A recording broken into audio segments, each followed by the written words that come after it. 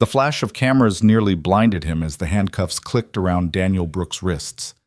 "Mechanic arrested in billion-dollar fraud scheme," the headline would read tomorrow. Outside the precinct, a crowd had already gathered, phones raised, voices shouting accusations at the man who'd only tried to do right by his daughter.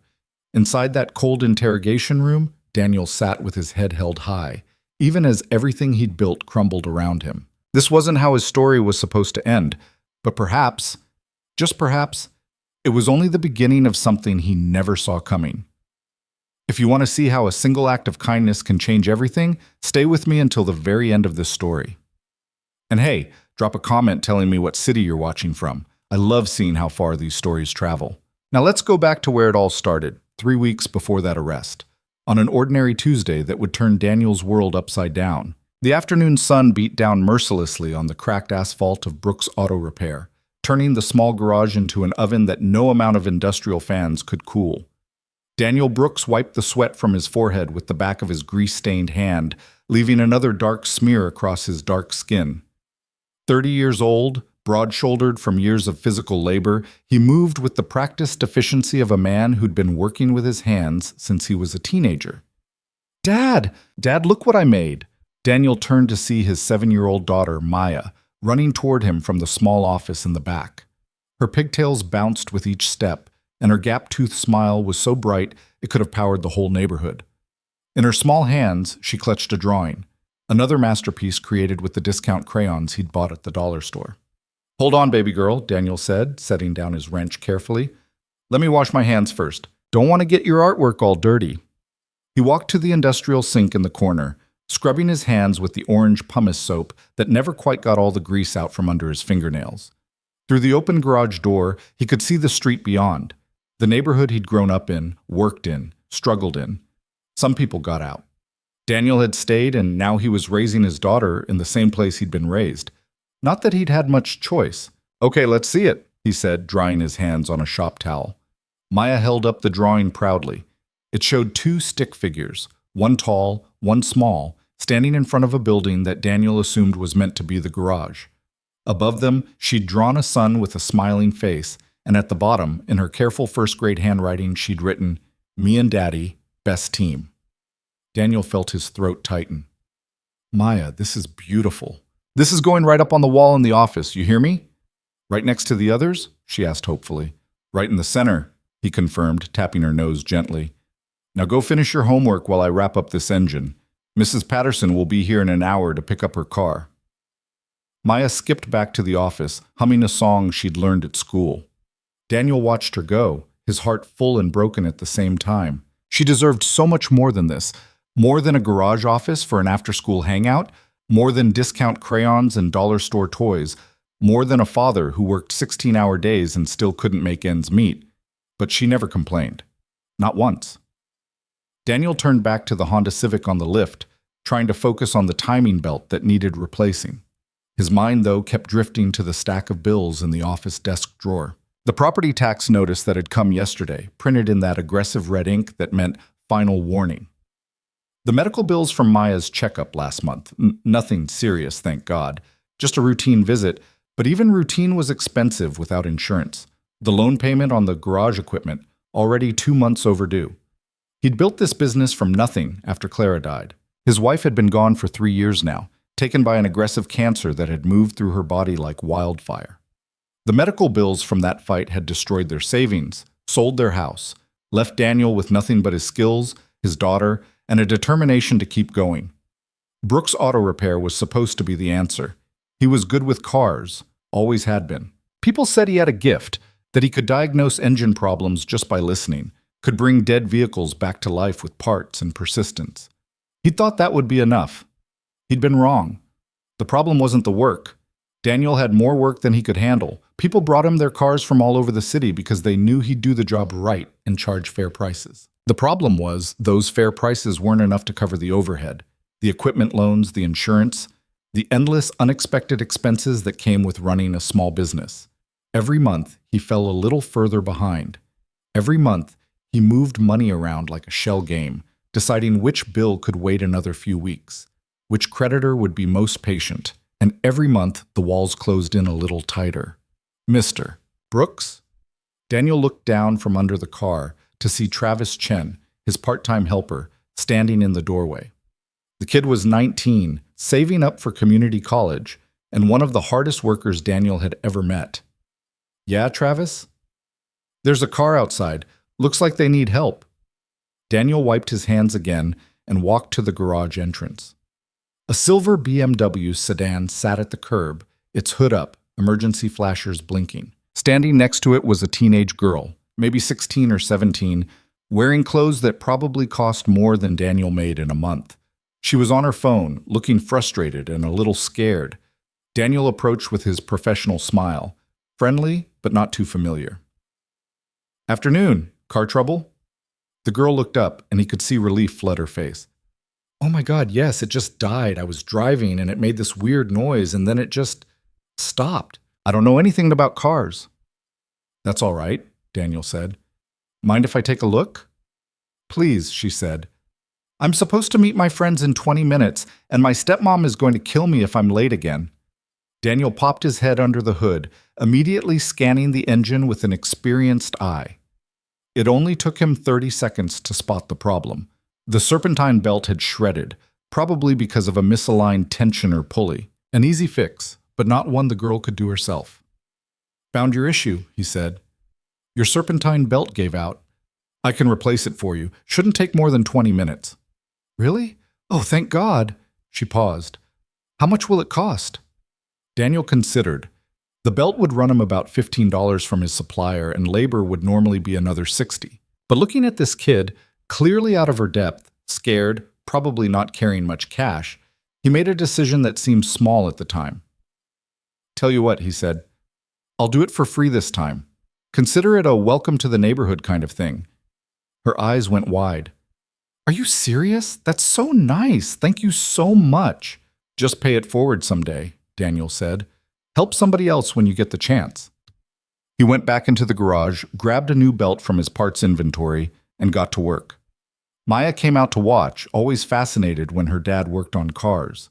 The teenage girl, she'd said her name was Sophie, chatted with Maya while Daniel worked, asking about school and complimenting her pigtails. 18 minutes later, Daniel had the new belt installed and the tension adjusted properly. He started the BMW, listened to the engine purr smoothly, and nodded with satisfaction.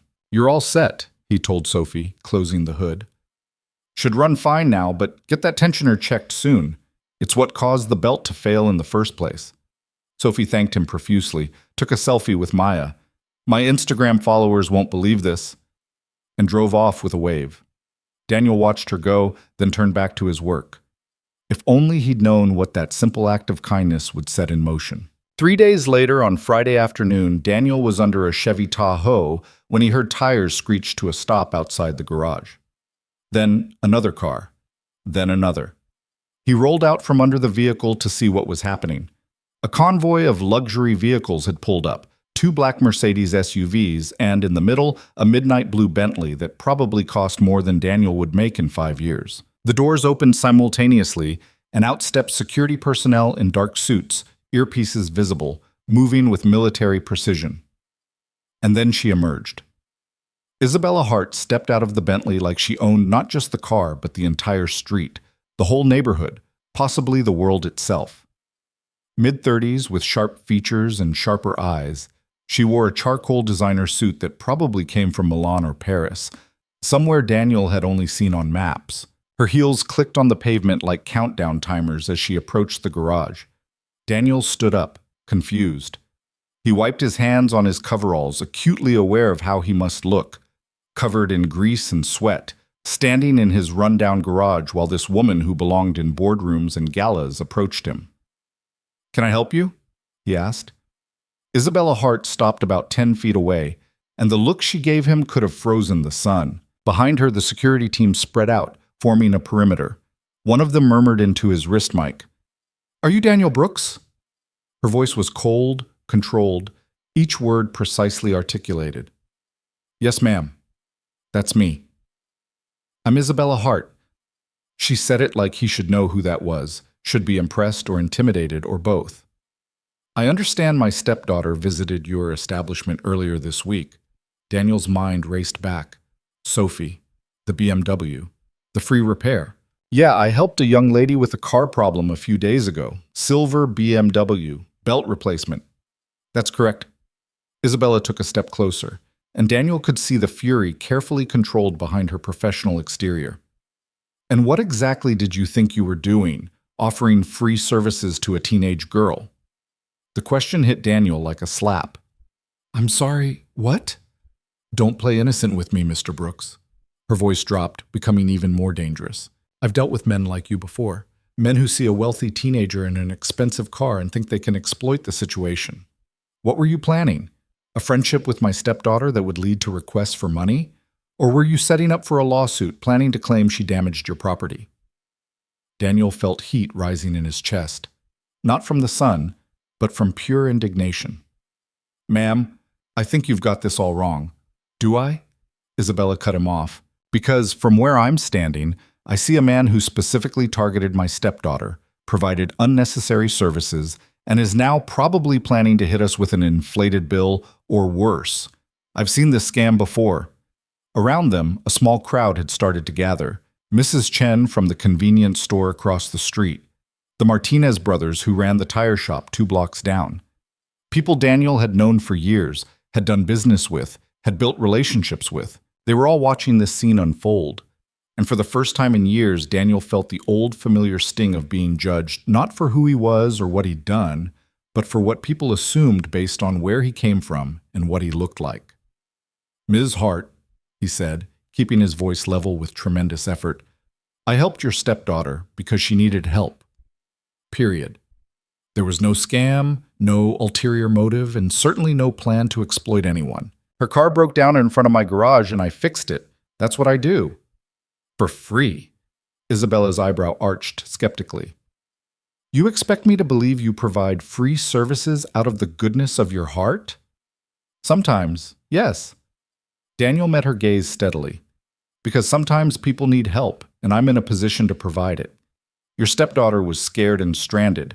I had the skills and parts to fix her car quickly, so I did. If that's a crime in your world, then I guess I'm guilty. From the office, Daniel heard the door open.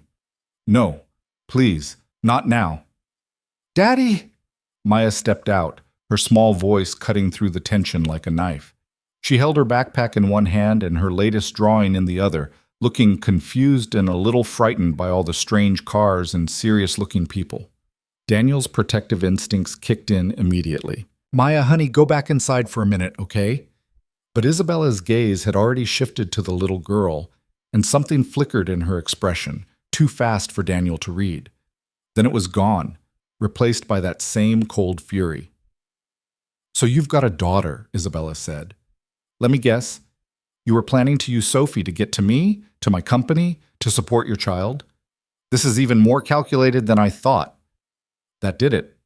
Daniel took a step forward, not threatening, but firm. When he spoke, his voice carried across the entire street, making sure everyone, the security team, the gathering crowd, Isabella Hart herself, could hear him clearly. My daughter has nothing to do with this, and you need to leave her out of it. Yeah, I'm a single father working to support my child. Yeah, I'm struggling to keep this business afloat. But I would never, and I mean never, use a kid, anyone's kid, to get ahead. I fixed your stepdaughter's car because it was the right thing to do. Because that's how I was raised. Because that's the kind of man I am, and the kind of father I want to be for my daughter. He paused, letting his words sink in, then continued. You came down here with your security team, and your expensive car, and your assumptions about who I am based on where I work and how much money I make. You've already decided I'm guilty of something, but I'm telling you straight up, you're wrong. About me, about my intentions, about all of it. For a long moment, Isabella Hart said nothing. She just stared at him, and Daniel couldn't tell if she was furious or impressed, or both. The security team shifted nervously, hands moving closer to their jackets. Then Isabella spoke, her voice quiet but carrying clearly in the afternoon air. I protect my family, Mr. Brooks. Aggressively. Sophie's father, my late husband, left her in my care, and I take that responsibility seriously. When she came home talking about some mechanic who helped her for free, it raised red flags. People in my position learn quickly that kindness often comes with strings attached. That might be true in your world, Daniel said, but in mine, sometimes kindness is just kindness. We help each other out because that's how communities survive. Something shifted in Isabella's expression, just a fraction, but Daniel caught it. A crack in the armor, maybe. Or maybe just curiosity. My security chief ran a background check on you, she said. Did you know that? Daniel hadn't, but he wasn't surprised. I'm sure it was very thorough. It was. Daniel Anthony Brooks, 30 years old, honorable discharge from the Army after 4 years of service. Married Clara Brooks, deceased 3 years ago. Father to Maya Brooks, age 7. Owner of Brooks Auto Repair, currently... She paused, and he could have sworn he saw a flicker of something like sympathy, currently facing significant financial difficulties. Hearing his struggles laid out so clinically, so publicly, made Daniel's jaw tighten, but he didn't look away. The report also said you have no criminal record, no history of fraud, no lawsuits, no complaints with the Better Business Bureau, several commendations for your military service, references from community members that border on glowing. Isabella tilted her head slightly. So either you're very good at hiding your true nature, or I may have misjudged this situation. It wasn't quite an apology, but it was closer than Daniel had expected. I'm just a mechanic trying to raise my daughter right, he said quietly. That's all. Isabella glanced at Maya, who still stood in the office doorway, clutching her backpack and looking small and uncertain. Then she looked back at Daniel, and when she spoke again, her voice had lost some of its edge.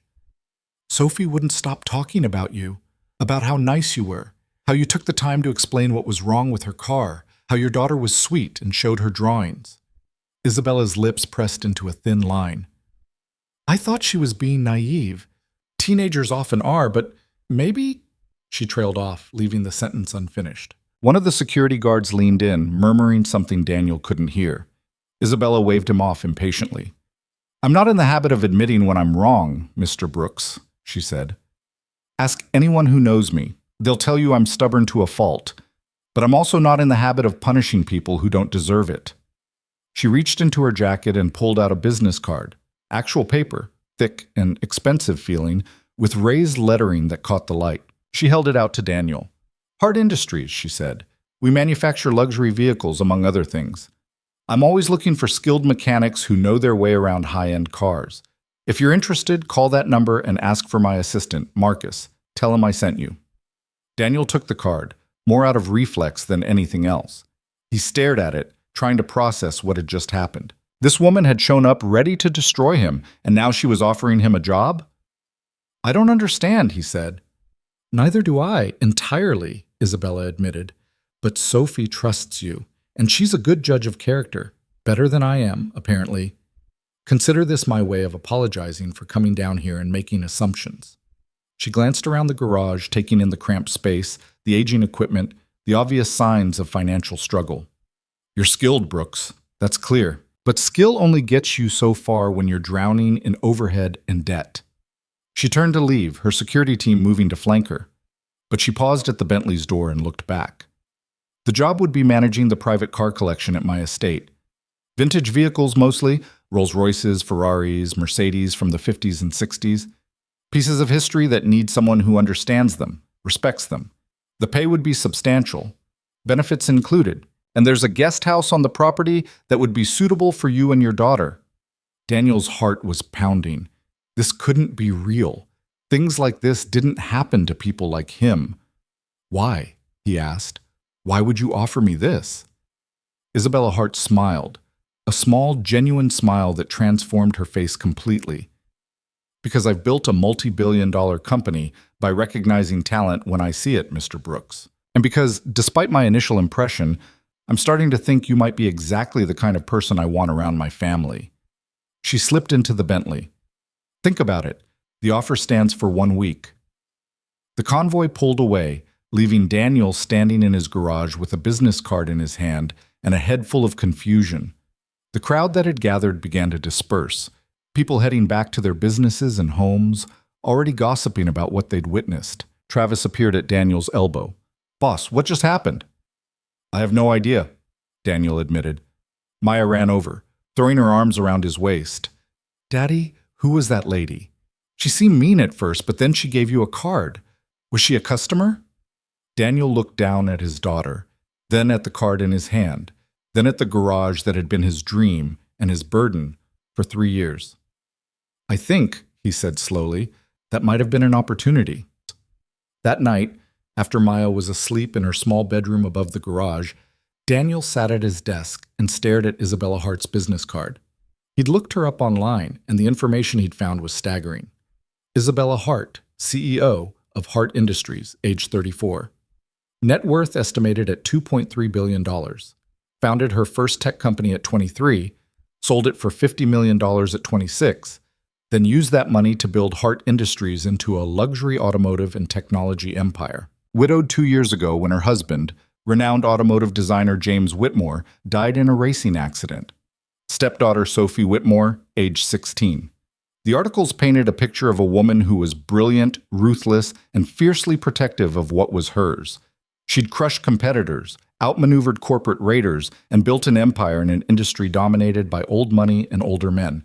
And she'd just offered him a job. Daniel pulled out his own laptop, an ancient Dell that took 3 minutes to boot up, and looked at his bank balance. $347.52. The property tax bill was $2,800, due in 2 weeks. The equipment loan payment was $1,100, already 60 days overdue. The utilities were approaching shut-off notices. He could maybe squeeze through 1 more month, maybe. If nothing else went wrong, if no equipment broke down, if no unexpected expenses popped up. But they always did. He looked at Maya's drawings on the wall, dozens of them, showing the two of them together in various scenarios, playing at the park, eating pizza, working on cars together. In every single one, they were smiling. In every single one, Maya had drawn hearts and sunshine and wrote love in her careful letters. She deserved better than this. Better than living above a failing garage. Better than dollar store crayons and secondhand clothes. Better than watching her father work himself to exhaustion and still fall short. Daniel picked up his phone and stared at the number on the card for a long time. Then he dialed. It rang twice before a professional male voice answered. Hart Industries, Marcus Reeves speaking. "Hi, Mr. Reeves. My name is Daniel Brooks. I'm calling because, Mr. Brooks, Ms. Hart told me to expect your call. She said you'd be contacting us about the estate mechanic position." "Yeah, about that. I wanted to ask some questions before I make any decisions." "Of course. What would you like to know?" Daniel had 100 questions, but he started with the most important. "What exactly would the job entail?" Marcus explained in detail. The Hart estate was 50 acres in the hills outside the city, with the main house, several guest cottages, and a massive garage that housed Isabella's late husband's collection, 27 vintage luxury vehicles, each worth 6 or 7 figures. The job would be maintaining those vehicles, keeping them in pristine running condition, preparing them for the occasional car show or private exhibition. The salary Marcus quoted made Daniel's head spin. It was more than 3 times what he made in a good month at the garage. The benefits package included full health insurance for him and Maya, a retirement plan, and use of the guest house, a 3-bedroom cottage with a yard, apparently. "What's the catch?" Daniel asked. "I'm sorry? This sounds too good to be true. So what's the catch? What's the thing you're not telling me?" Marcus was quiet for a moment, then said, "Ms. Hart is demanding. She expects excellence in everything. If you take this job, you'll be held to extraordinarily high standards. And you'll be living on the estate, which means you'll be part of the household in a way. There's very little separation between work and personal life. And what about my garage, my business? That would be up to you to decide. Some employees maintain outside business interests. Others find the demands of working for Ms. Hart require their full attention." Daniel thanked Marcus and ended the call. Then he sat in the dark office, thinking. By Monday morning, he'd made his decision. The next week was a blur of activity. Daniel called his creditors and worked out temporary payment plans. He called the few clients who had standing appointments and helped them find other mechanics. He paid Travis through the end of the month and wrote him a recommendation letter for other jobs. And he explained to Maya that they were going to have an adventure. "We're moving?" she asked, eyes wide. "Just for a while," Daniel said, though he wasn't sure if that was true. "Daddy got a job taking care of some really special cars, and they have a house we can stay in." "Will I have my own room?" Your own room, with your own bathroom even. Maya's face lit up. She'd been sharing a bathroom with him her whole life, using the small half bath attached to their living space above the garage.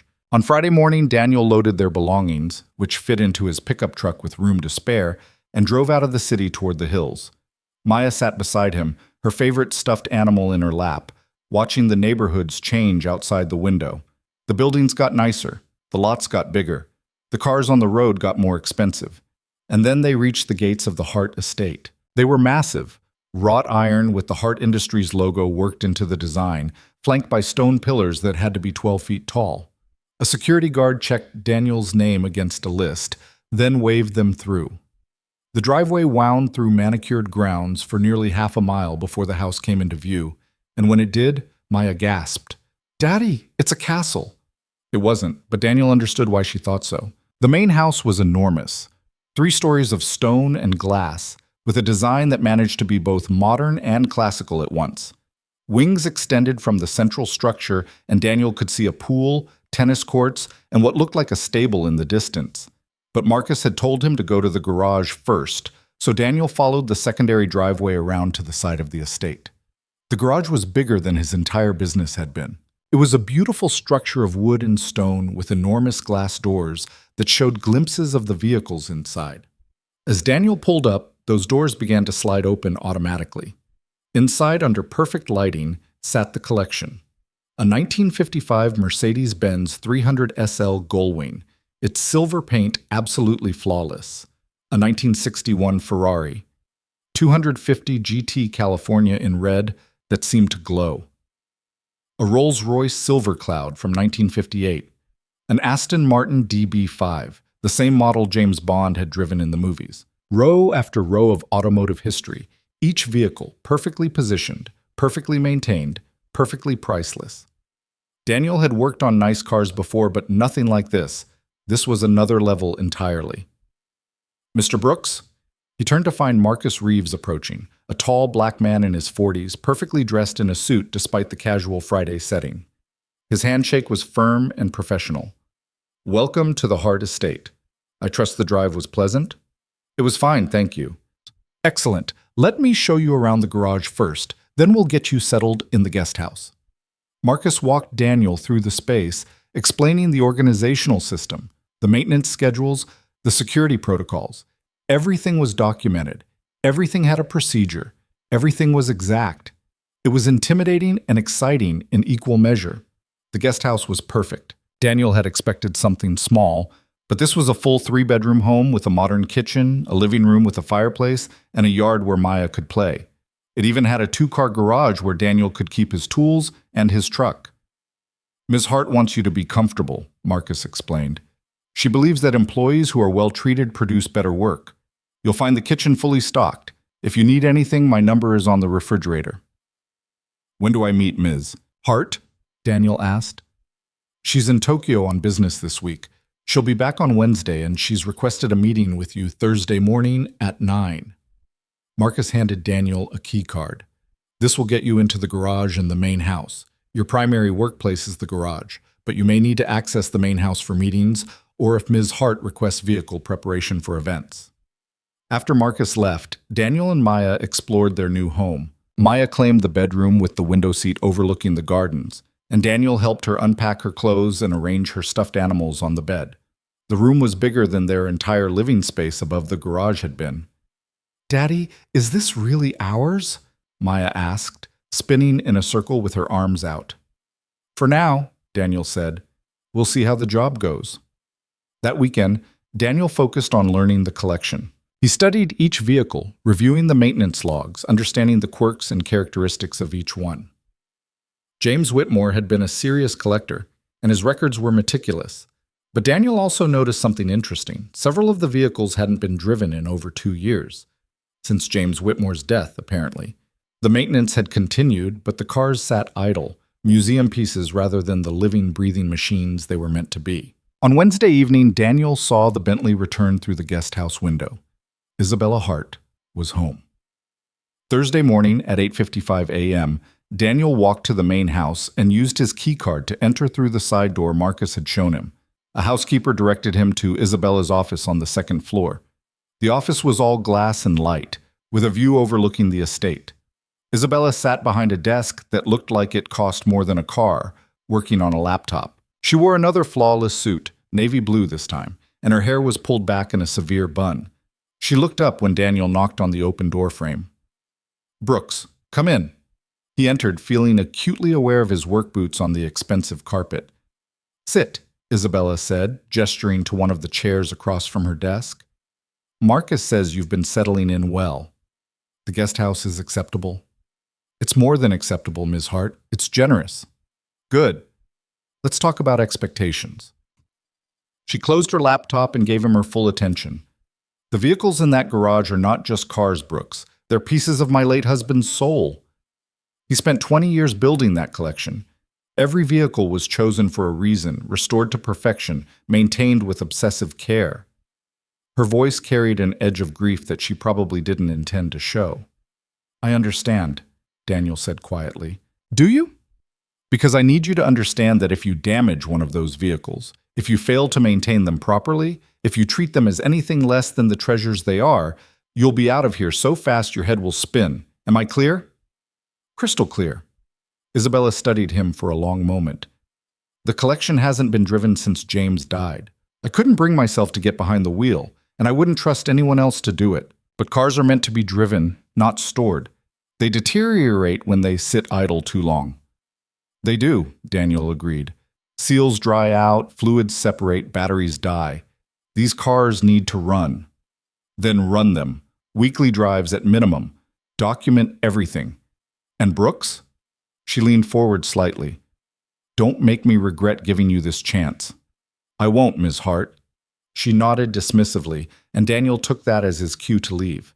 But as he reached the door, she spoke again. "Sophie wants to meet your daughter. Apparently they connected during that brief interaction at your garage. I told her you'd bring Maya to the house for dinner on Saturday if that's acceptable to you." Daniel turned back, surprised. "You want my 7-year-old to have dinner at your house?" "Sophie lost her father 2 years ago. She's been through enough therapy to stock a small library, but she still struggles. For some reason, meeting your daughter made her smile for the first time in weeks. So yes, I want your 7-year-old to have dinner at my house. Unless you object?" How could he object to that? Saturday dinner sounds fine.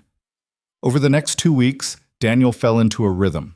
He'd wake early, get Maya ready for school. The estate had arranged for a bus to pick her up at the end of the driveway, then spend his days with the cars. He started with the basics, checking fluids, testing batteries, inspecting for any issues that had developed during their long dormancy.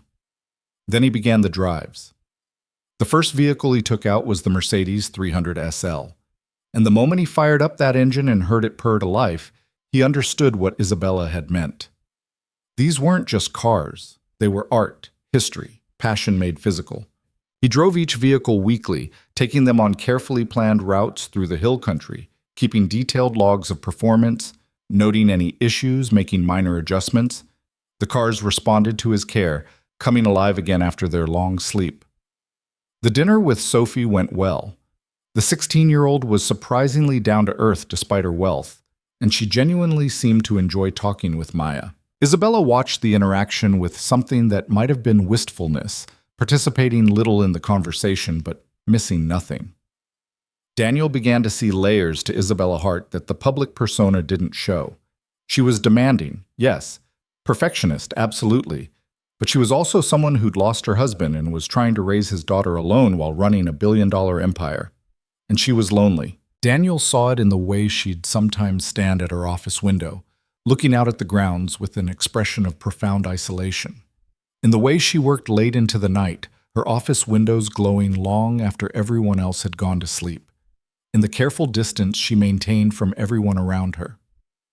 3 weeks into the job, Daniel discovered the silver Mercedes. He'd been doing inventory in the back corner of the garage when he found it under a custom cover, a 1954 Mercedes-Benz W196 Silver Arrow, a Formula One race car that had won the German Grand Prix that year. It was a piece of motorsport history, and it was in pieces. The engine was partially disassembled on a workbench, components carefully labeled but clearly abandoned mid-restoration. Daniel checked the log and found that James Whitmore had been working on this car when he died. It had been his personal project, the one vehicle he'd chosen to restore himself rather than hiring it out. Daniel studied the components, the notes James had left, the careful documentation of the restoration process, and slowly an idea formed. That night, he knocked on the main house door and asked the housekeeper if he could speak with Ms. Hart. Isabella came down in casual clothes, the first time he'd seen her in anything but a suit. Jeans and a sweater made her look younger, more approachable. "What is it, Brooks? It's 10 p.m. "I found the Silver Arrow," he said, "in the back of the garage." Her expression hardened immediately. "That car is not to be touched." "I know. I read the notes. But Ms. Hart, the restoration was almost complete. Maybe another 100 hours of work, and it would be finished. Your husband did incredible work on it. It seems wrong to leave it unfinished." "I said it's not to be touched, Brooks. James started that project. No one else finishes it. I understand. But what if I work on it under strict supervision? What if you review every step, approve every decision? That way it's not me finishing it. It's you, using my hands, completing what your husband started." Isabella stared at him for a long moment, and he couldn't read her expression at all. "Get out," she finally said. Daniel's heart sank. He'd pushed too far. "Miss Hart, I'm sorry. I said get out, Brooks. I need to think. Come back tomorrow morning. We'll discuss it then." He left, certain he'd just talked himself out of the best job he'd ever had. But the next morning, when he arrived at the garage, he found Isabella already there, standing next to the Silver Arrow, still covered, her hand resting on the canvas. She looked at him with eyes that were suspiciously bright. "If we do this," she said quietly, "we do it exactly right. Every decision gets reviewed, every part gets approved, every step gets documented. This was James's legacy. If we're going to finish it, we finish it perfectly." Daniel nodded. "I wouldn't have it any other way." "Then let's get started," Isabella said. "Show me what you know about vintage Formula One cars." They began that day, and over the following weeks, something unexpected happened. Isabella started spending more time in the garage, learning alongside Daniel, understanding not just what he was doing, but why. She had her husband's notes, his vision for the restoration, and Daniel had the skills to execute that vision. They worked together, their initial distrust giving way to mutual respect, then to something that might have been friendship. Isabella talked about James, tentatively at first, then with increasing openness. How they'd met at an automotive exhibition.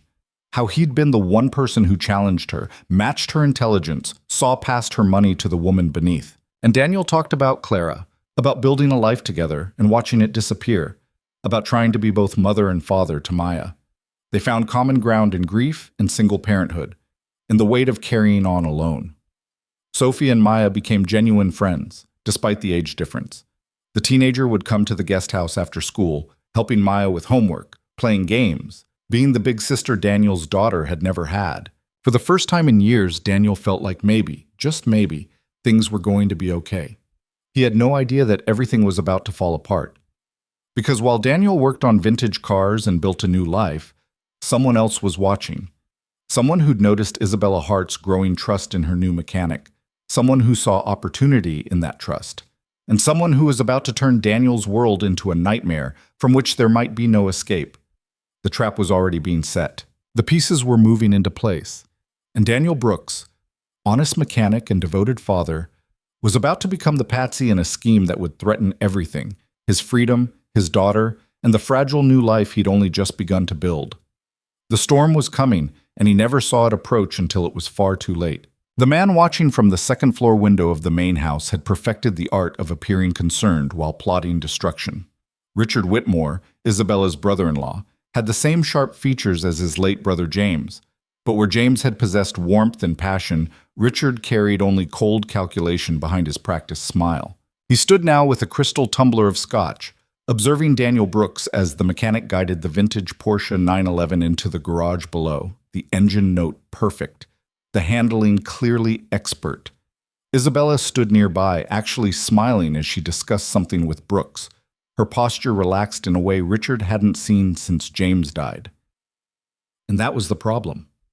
Richard took a slow sip of his drink, his mind working through the implications. For 2 years, He'd been positioning himself as Isabella's indispensable advisor, the family connection she could trust, the voice of reason when the weight of running Hart Industries became too heavy. He'd been patient, strategic, waiting for the perfect moment to suggest that perhaps the company would benefit from his more active involvement in leadership. But Isabella Hart didn't share power easily, and lately she'd been rejecting his counsel more frequently, making decisions without consulting him, pulling away from the dependence he'd so carefully cultivated. Until this mechanic showed up and gave her something Richard couldn't: genuine human connection without agenda.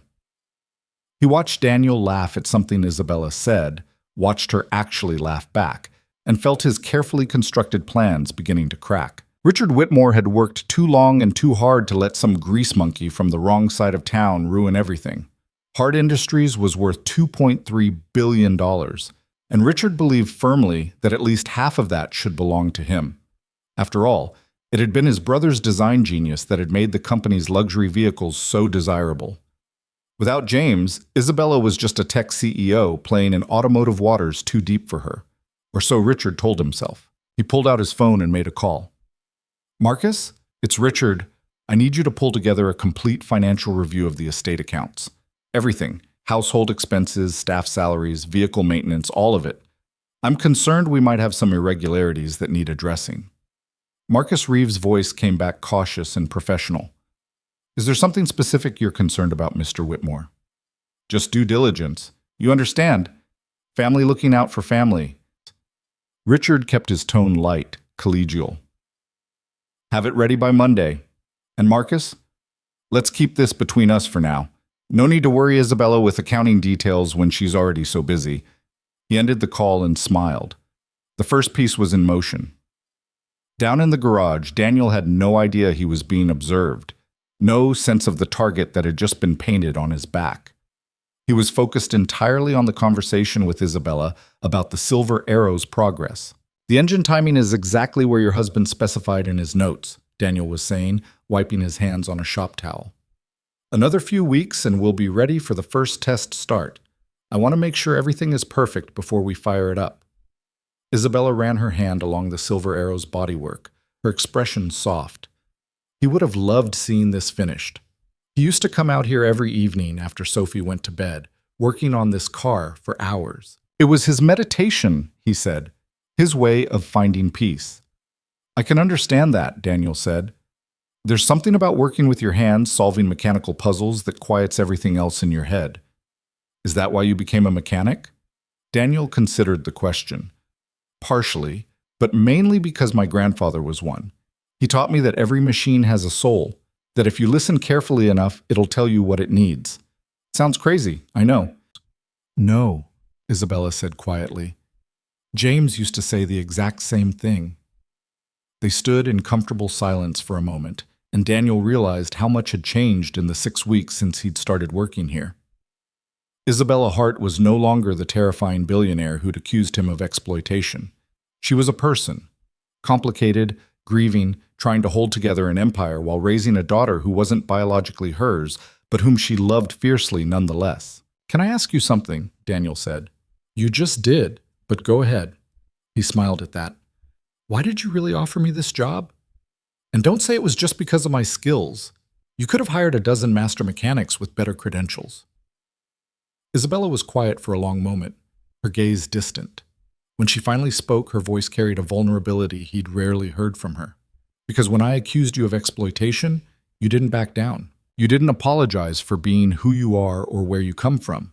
You stood there in front of your daughter and defended your integrity without flinching." She looked at him directly. "Do you know how rare that is in my world? People either grovel or attack. You did neither. You just told the truth and let it stand." "I didn't have much choice. It was the truth." "Everyone has a choice, Brooks. Most people choose whatever serves them best in the moment. You chose honesty even when it might have cost you everything." She paused. "That's why I offered you the job. Because I'm surrounded by people who tell me what they think I want to hear. I needed someone who would tell me what I need to know." Before Daniel could respond, Sophie came running into the garage, breathless and excited. "Isabella, Daniel, you have to see what Maya did." They followed the teenager back to the guest house, where Maya had apparently spent her afternoon creating an elaborate chalk drawing on the driveway, a massive, colorful reproduction of the silver arrow, complete with racing stripes and motion lines. She said it's for when you finish fixing the car, Sophie explained, so it has a proper welcome home. Maya stood beside her creation, covered in chalk dust, beaming with pride. "Do you like it, Daddy? I used all the colors." Daniel felt his throat tighten. "It's beautiful, baby girl. Absolutely beautiful." Isabella stared at the drawing for a long moment, then crouched down to Maya's level. "This is extraordinary, Maya. Would you mind if I took a picture of it?" "Really? You want a picture of my drawing?" "I do. In fact, I might want to use it for something if your father approves. We're planning a charity gala next month for children's art programs, and this would be perfect for the promotional materials." Maya's eyes went wide, and she looked at Daniel for confirmation that this was really happening. "If Ms. Hart wants to use your art, that sounds like an honor to me," Daniel said. What he didn't see was Richard Whitmore watching from the main house window, his expression darkening as Isabella laughed with the mechanic's daughter, as Sophie took selfies with Maya and the chalk drawing, as his sister-in-law seemed more relaxed and happy than she'd been in 2 years. Richard made another call. "Tom, it's Richard Whitmore. I need a favor. There's a financial matter at the estate that requires discreet investigation. Are you still doing that consulting work?" Tom Brennan had been Hart Industries' head of security before retiring last year. He'd also been someone Richard had cultivated carefully, someone who understood that loyalty could be rewarded in ways beyond a paycheck. "What kind of matter?" Tom's voice was gravelly, suspicious. "Possible embezzlement. Small amounts at first, but it could be larger. I need someone to look into the household accounts without making waves. Can you do that?" "Who's the target?" "New mechanic. Daniel Brooks. Started 6 weeks ago, and already he's got access to estate funds for parts and materials. I'm concerned he might be inflating expenses, pocketing the difference. You know how these things go." Tom was quiet for a moment.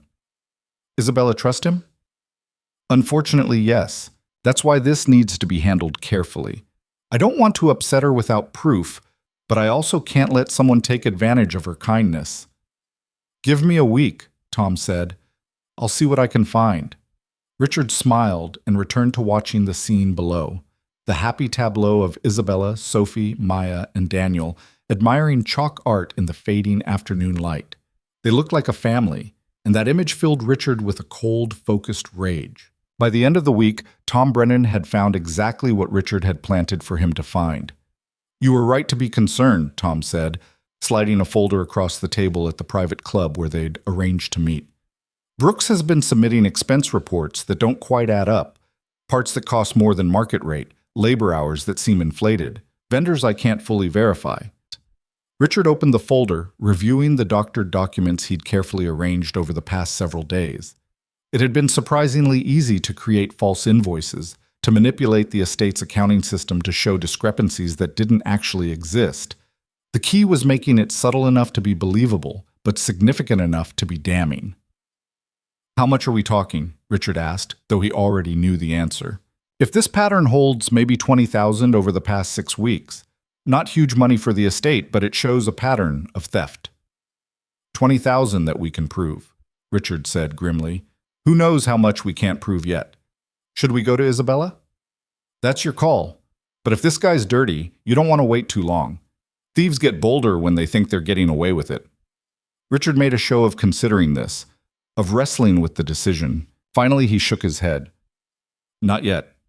I need more concrete proof before I upset Isabella. She's grown attached to Brooks and his daughter.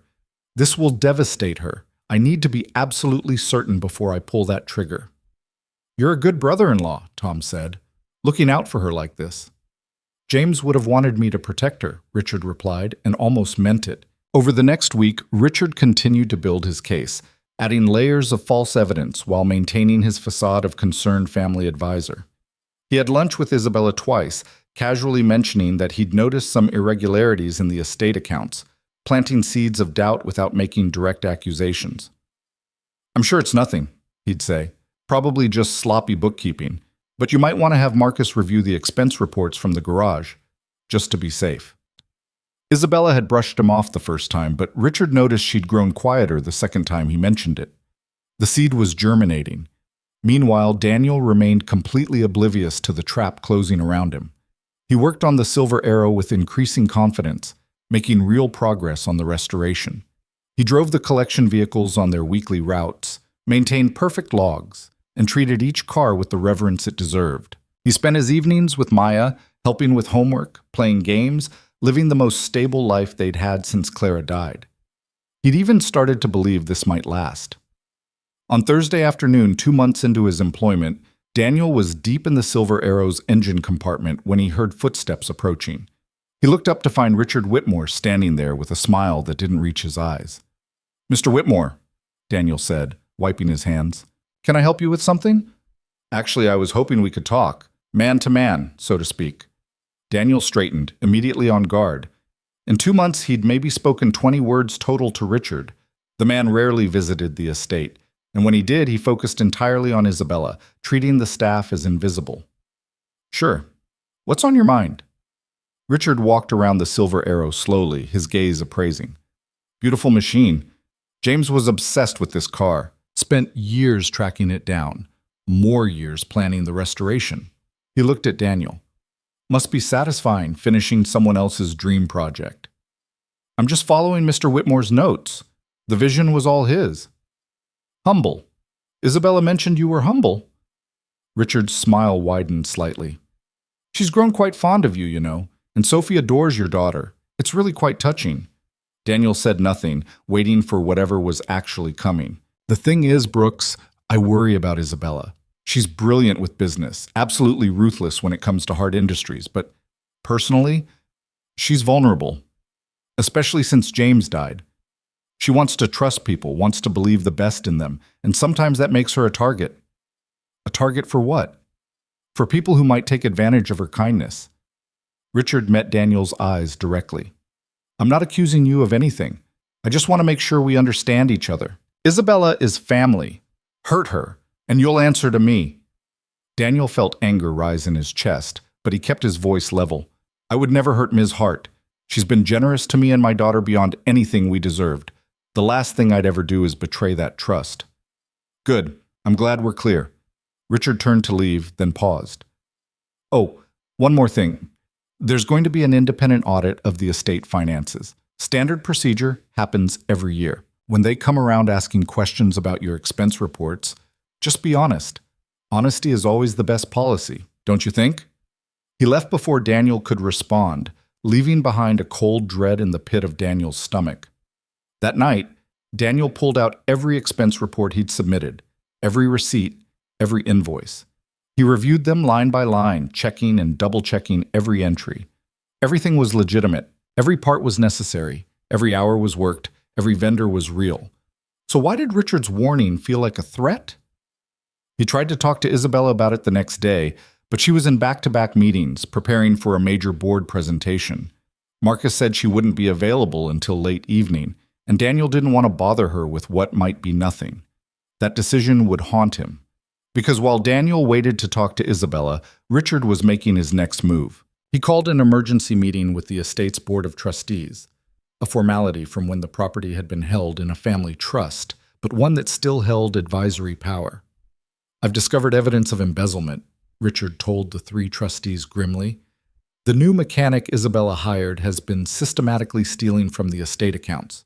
Small amounts at first, but it's escalating."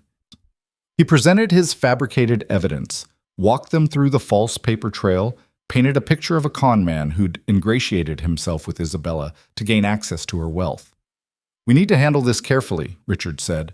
"Isabella's emotionally attached to this man and his daughter. If we confront her directly, she might defend him out of loyalty rather than seeing the truth. We need incontrovertible proof before we move." "What do you suggest?" asked Margaret Chen, the eldest trustee and a longtime friend of James's family.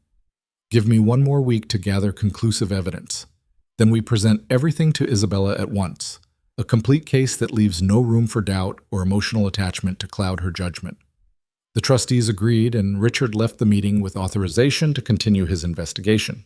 The trap was nearly complete. That weekend, Isabella invited Daniel and Maya to join her and Sophie for a private dinner at the main house.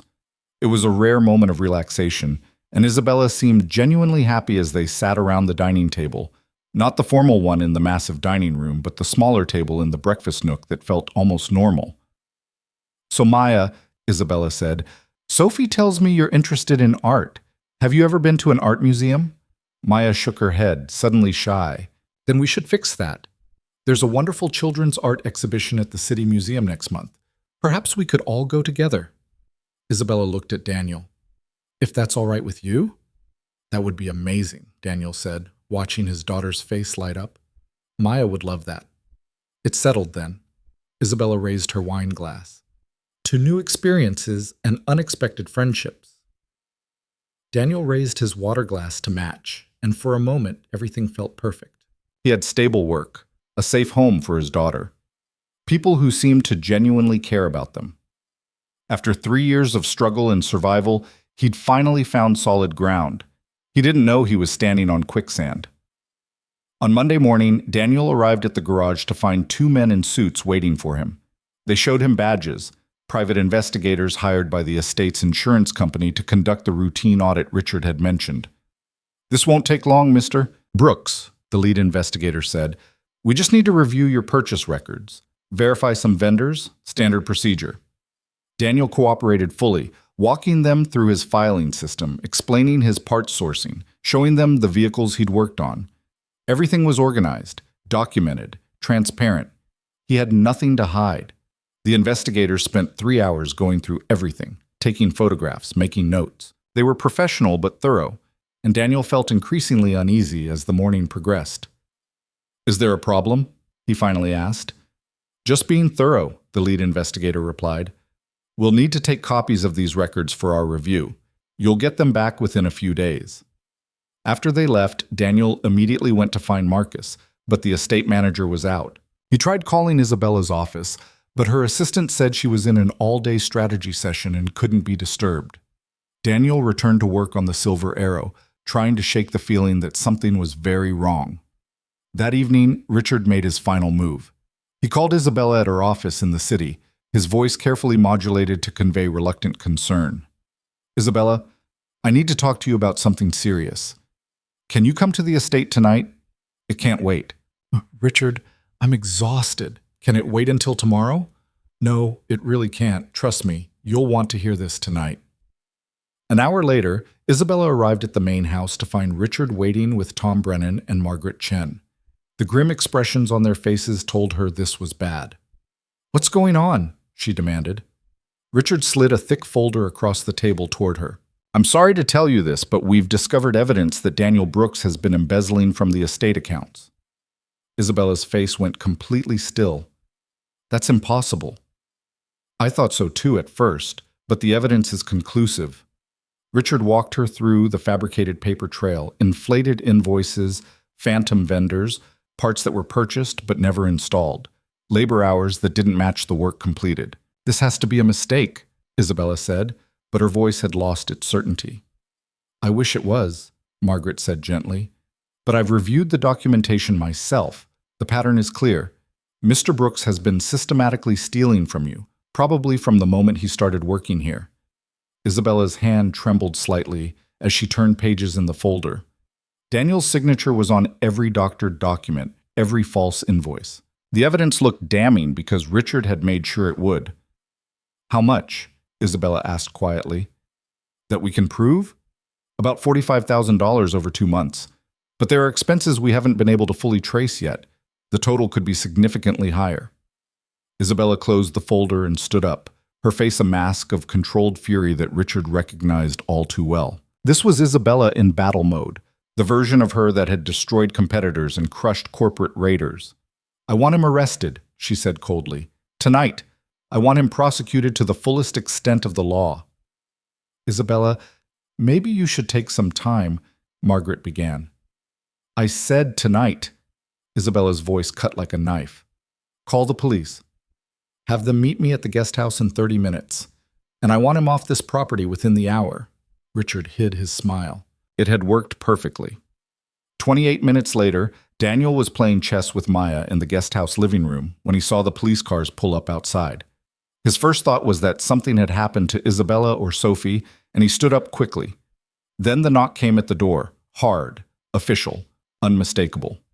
Daniel opened it to find two uniformed officers and Isabella standing behind them, her face carved from ice. "Daniel Brooks?" the first officer said. "Yes?" "You're under arrest for embezzlement and fraud. You have the right to remain silent." The words washed over Daniel like a wave of unreality. This couldn't be happening. There had to be a mistake.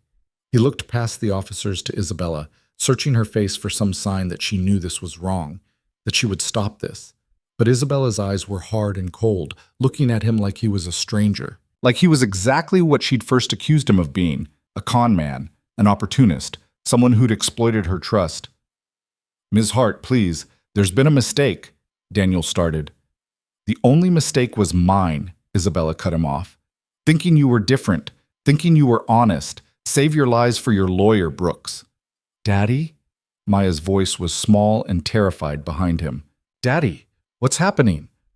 The officer was putting handcuffs on Daniel's wrists now, reading him his rights while his daughter started to cry. It was the sound of Maya's crying that broke through Daniel's shock, replacing it with desperate focus. "Maya, baby, listen to me," he said, trying to turn to her despite the restraints. "This is a mistake, okay? A big mistake. But Daddy didn't do anything wrong, and we're going to fix this." "Sir, we need to go," the officer said, not unkindly. "Wait, my daughter. I need to arrange for my daughter."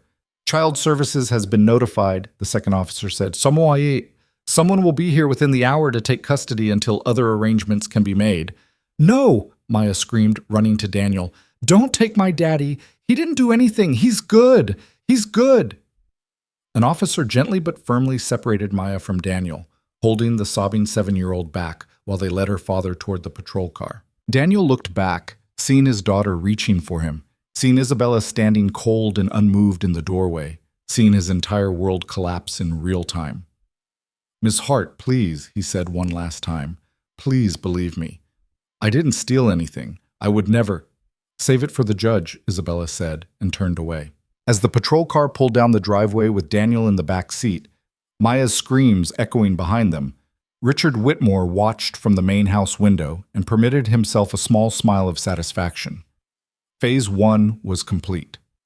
The mechanic was arrested, disgraced, removed from Isabella's life. Now Richard just needed to ensure he stayed removed, permanently. A few phone calls to the prosecutor's office, a few strategic conversations about the severity of the crime, and Daniel Brooks would be facing years in prison. And with the mechanic gone, Richard could return to his patient campaign to convince Isabella that she needed him, that Hart Industries needed his leadership, that family was the only thing you could really trust in this world. It was all working exactly as planned. What Richard didn't know, what he couldn't know, was that his brother James had been more than just a brilliant automotive designer. He'd also been paranoid about security, about protecting his work and his family. And the Silver Arrow restoration that Daniel and Isabella had been working on together contained more than just engine components and vintage parts. Hidden in James Whitmore's detailed notes, encoded in specifications and technical diagrams, was a complete security protocol for the estate's digital systems. James had been concerned about corporate espionage, about competitors trying to steal his designs, so he'd implemented hidden monitoring systems throughout the property. Systems that captured everything, every keystroke, every phone call, every conversation. And in 3 weeks, when Isabella's grief and rage cooled enough for her to return to working on the Silver Arrow, when she picked up James's notebook and saw the notation he'd left about checking the security archives before trusting anyone completely, she would discover what those systems had recorded. Every conversation Richard had with Tom Brennan, every falsified invoice, every manipulated document, every step of the conspiracy laid out in perfect digital clarity. But that was 3 weeks away. Tonight, Daniel Brooks sat in a holding cell at the county jail, bail set at $100,000 he couldn't pay, facing charges that could put him in prison for a decade.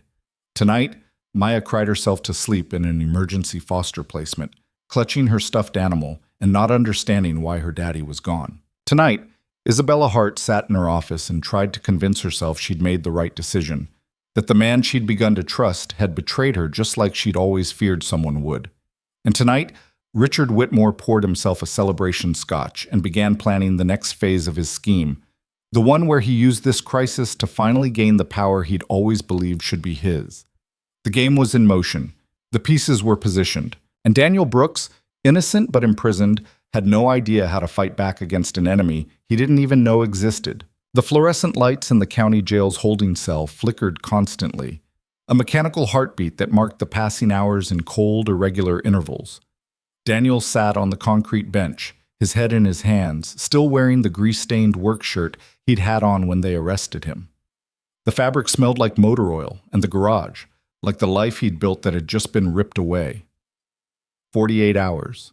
That's how long he'd been here, trapped in this cage while his daughter was somewhere he couldn't reach, couldn't protect, couldn't even call to tell her everything would be okay. Except he couldn't tell her that, because he didn't know if it would be okay.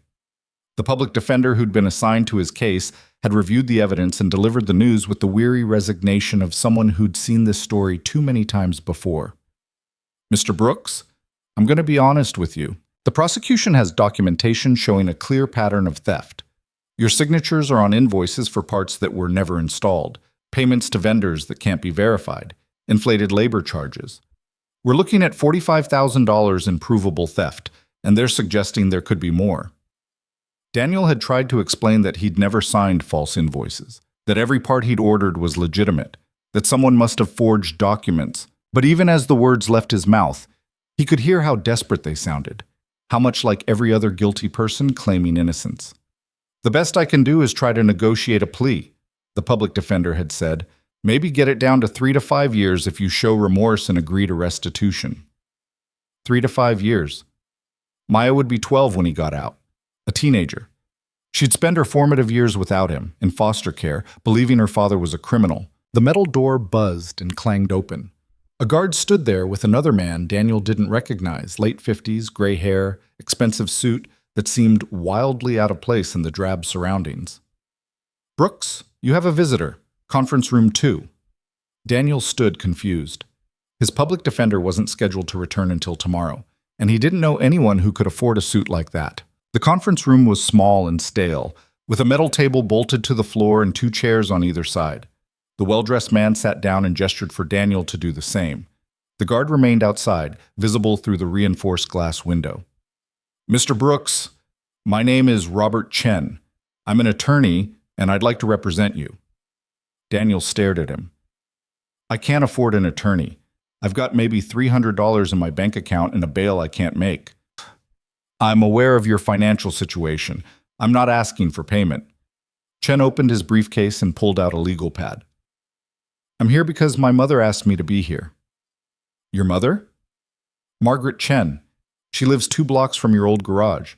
You've worked on her car several times over the years, always charged her fair prices, even gave her a discount after her husband died. She told me you were a good man, an honest man, and she doesn't believe you're guilty of these charges. Daniel felt something crack in his chest. Not quite hope, but maybe the possibility of hope. Mrs. Chen sent you? She called me the night you were arrested.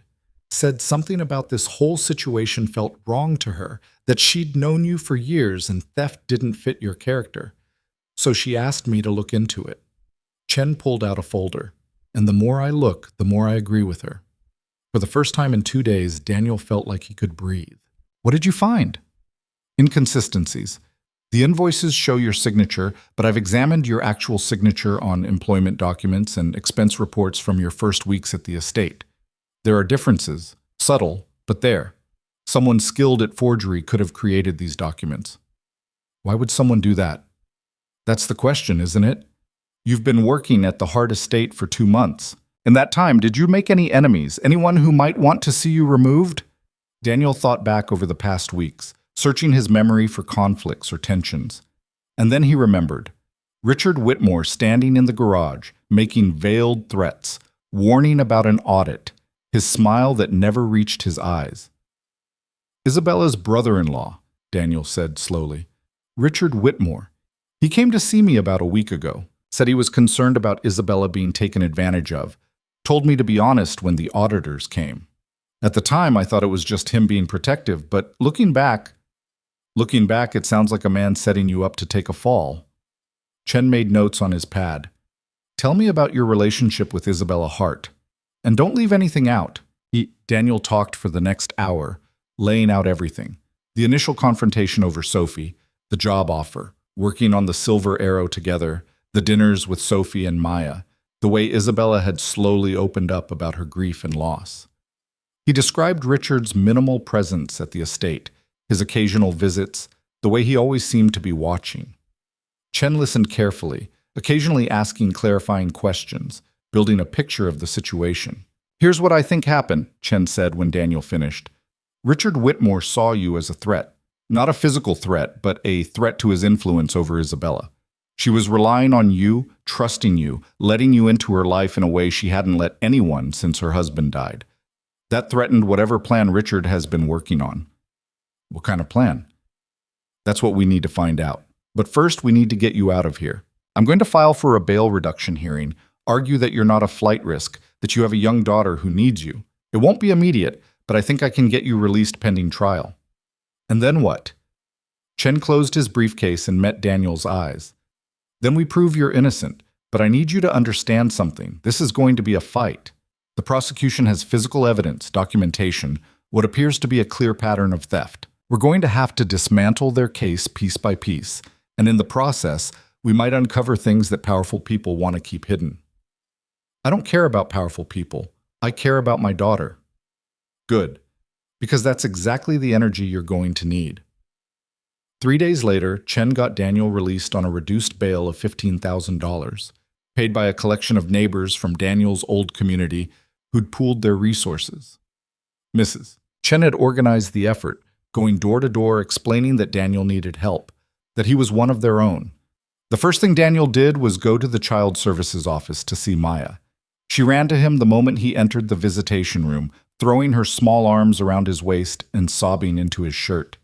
Daniel held her tight, stroking her hair, making promises he desperately hoped he could keep. I didn't do what they said, baby girl.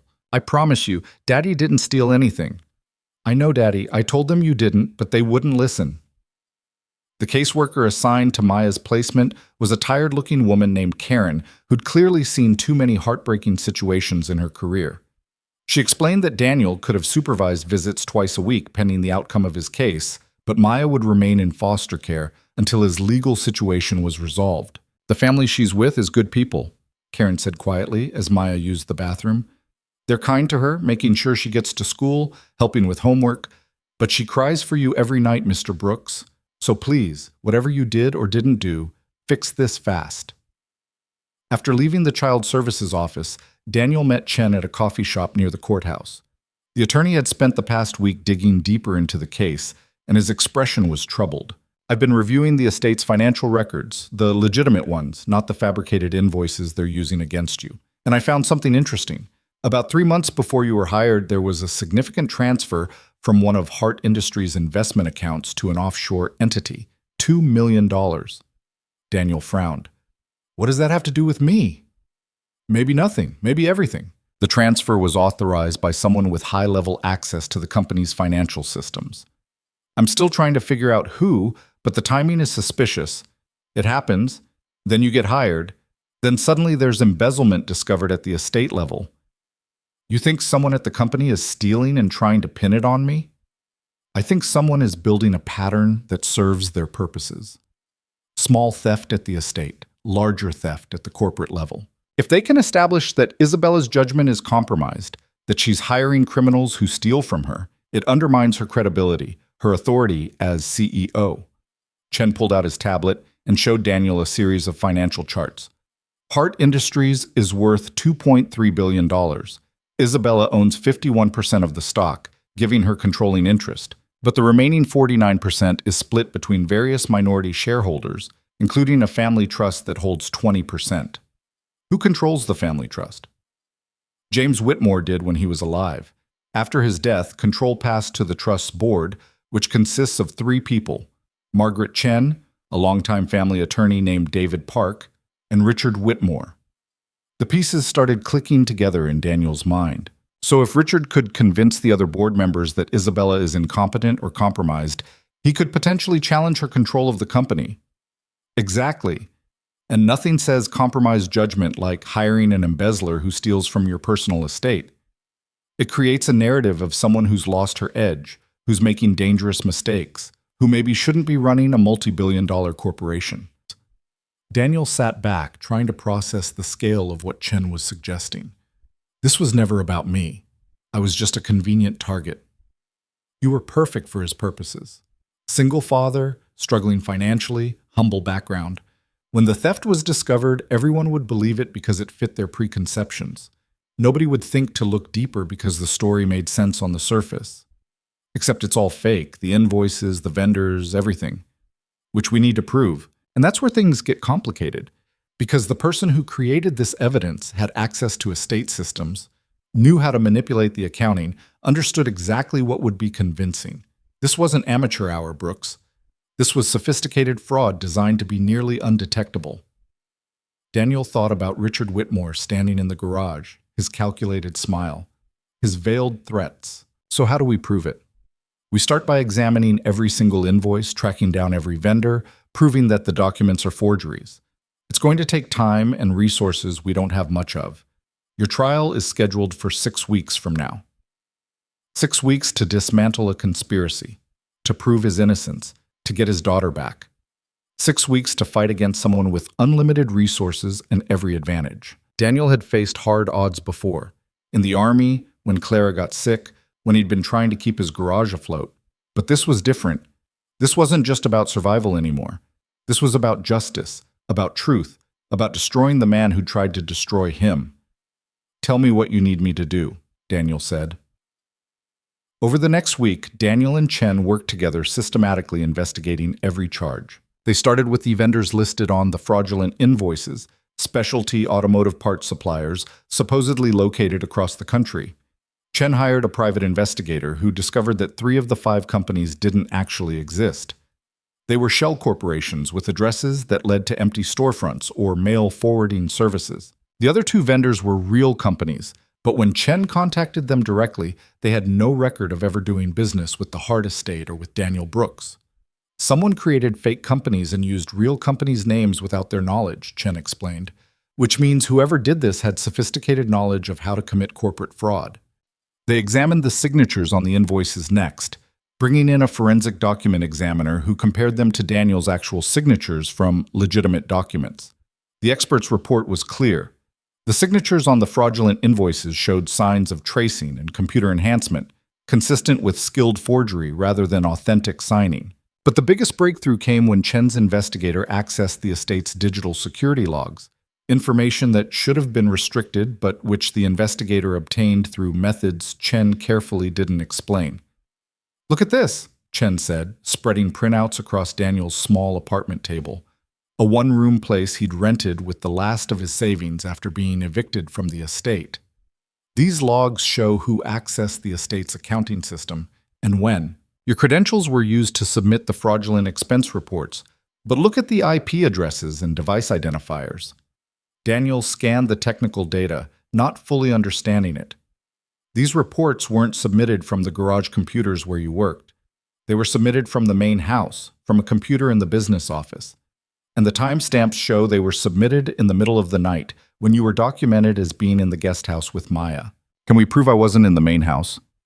The estate has security cameras throughout the property. If we can get access to that footage, we can establish that you were nowhere near the business office when these submissions were made. But getting that footage meant subpoenaing it from Isabella, and Isabella wanted nothing to do with Daniel. Chen had tried to reach her through her attorneys, but every communication was met with stone silence or outright hostility. She believes you betrayed her, Chen said. And when Isabella Hart believes something, changing her mind is like trying to stop a freight train with your bare hands. Daniel thought about the woman he'd come to know over those 2 months. Brilliant and fierce, but also wounded and lonely. Someone who'd built walls to protect herself from exactly this kind of betrayal. The fact that the betrayal was fictional didn't matter if she believed it was real. I need to talk to her, Daniel said, face to face. That's a terrible idea. You're not supposed to contact the victim in your case. It could be construed as witness intimidation. I don't care. She needs to hear the truth from me, not from lawyers or investigators. She needs to look me in the eye and see that I'm telling the truth.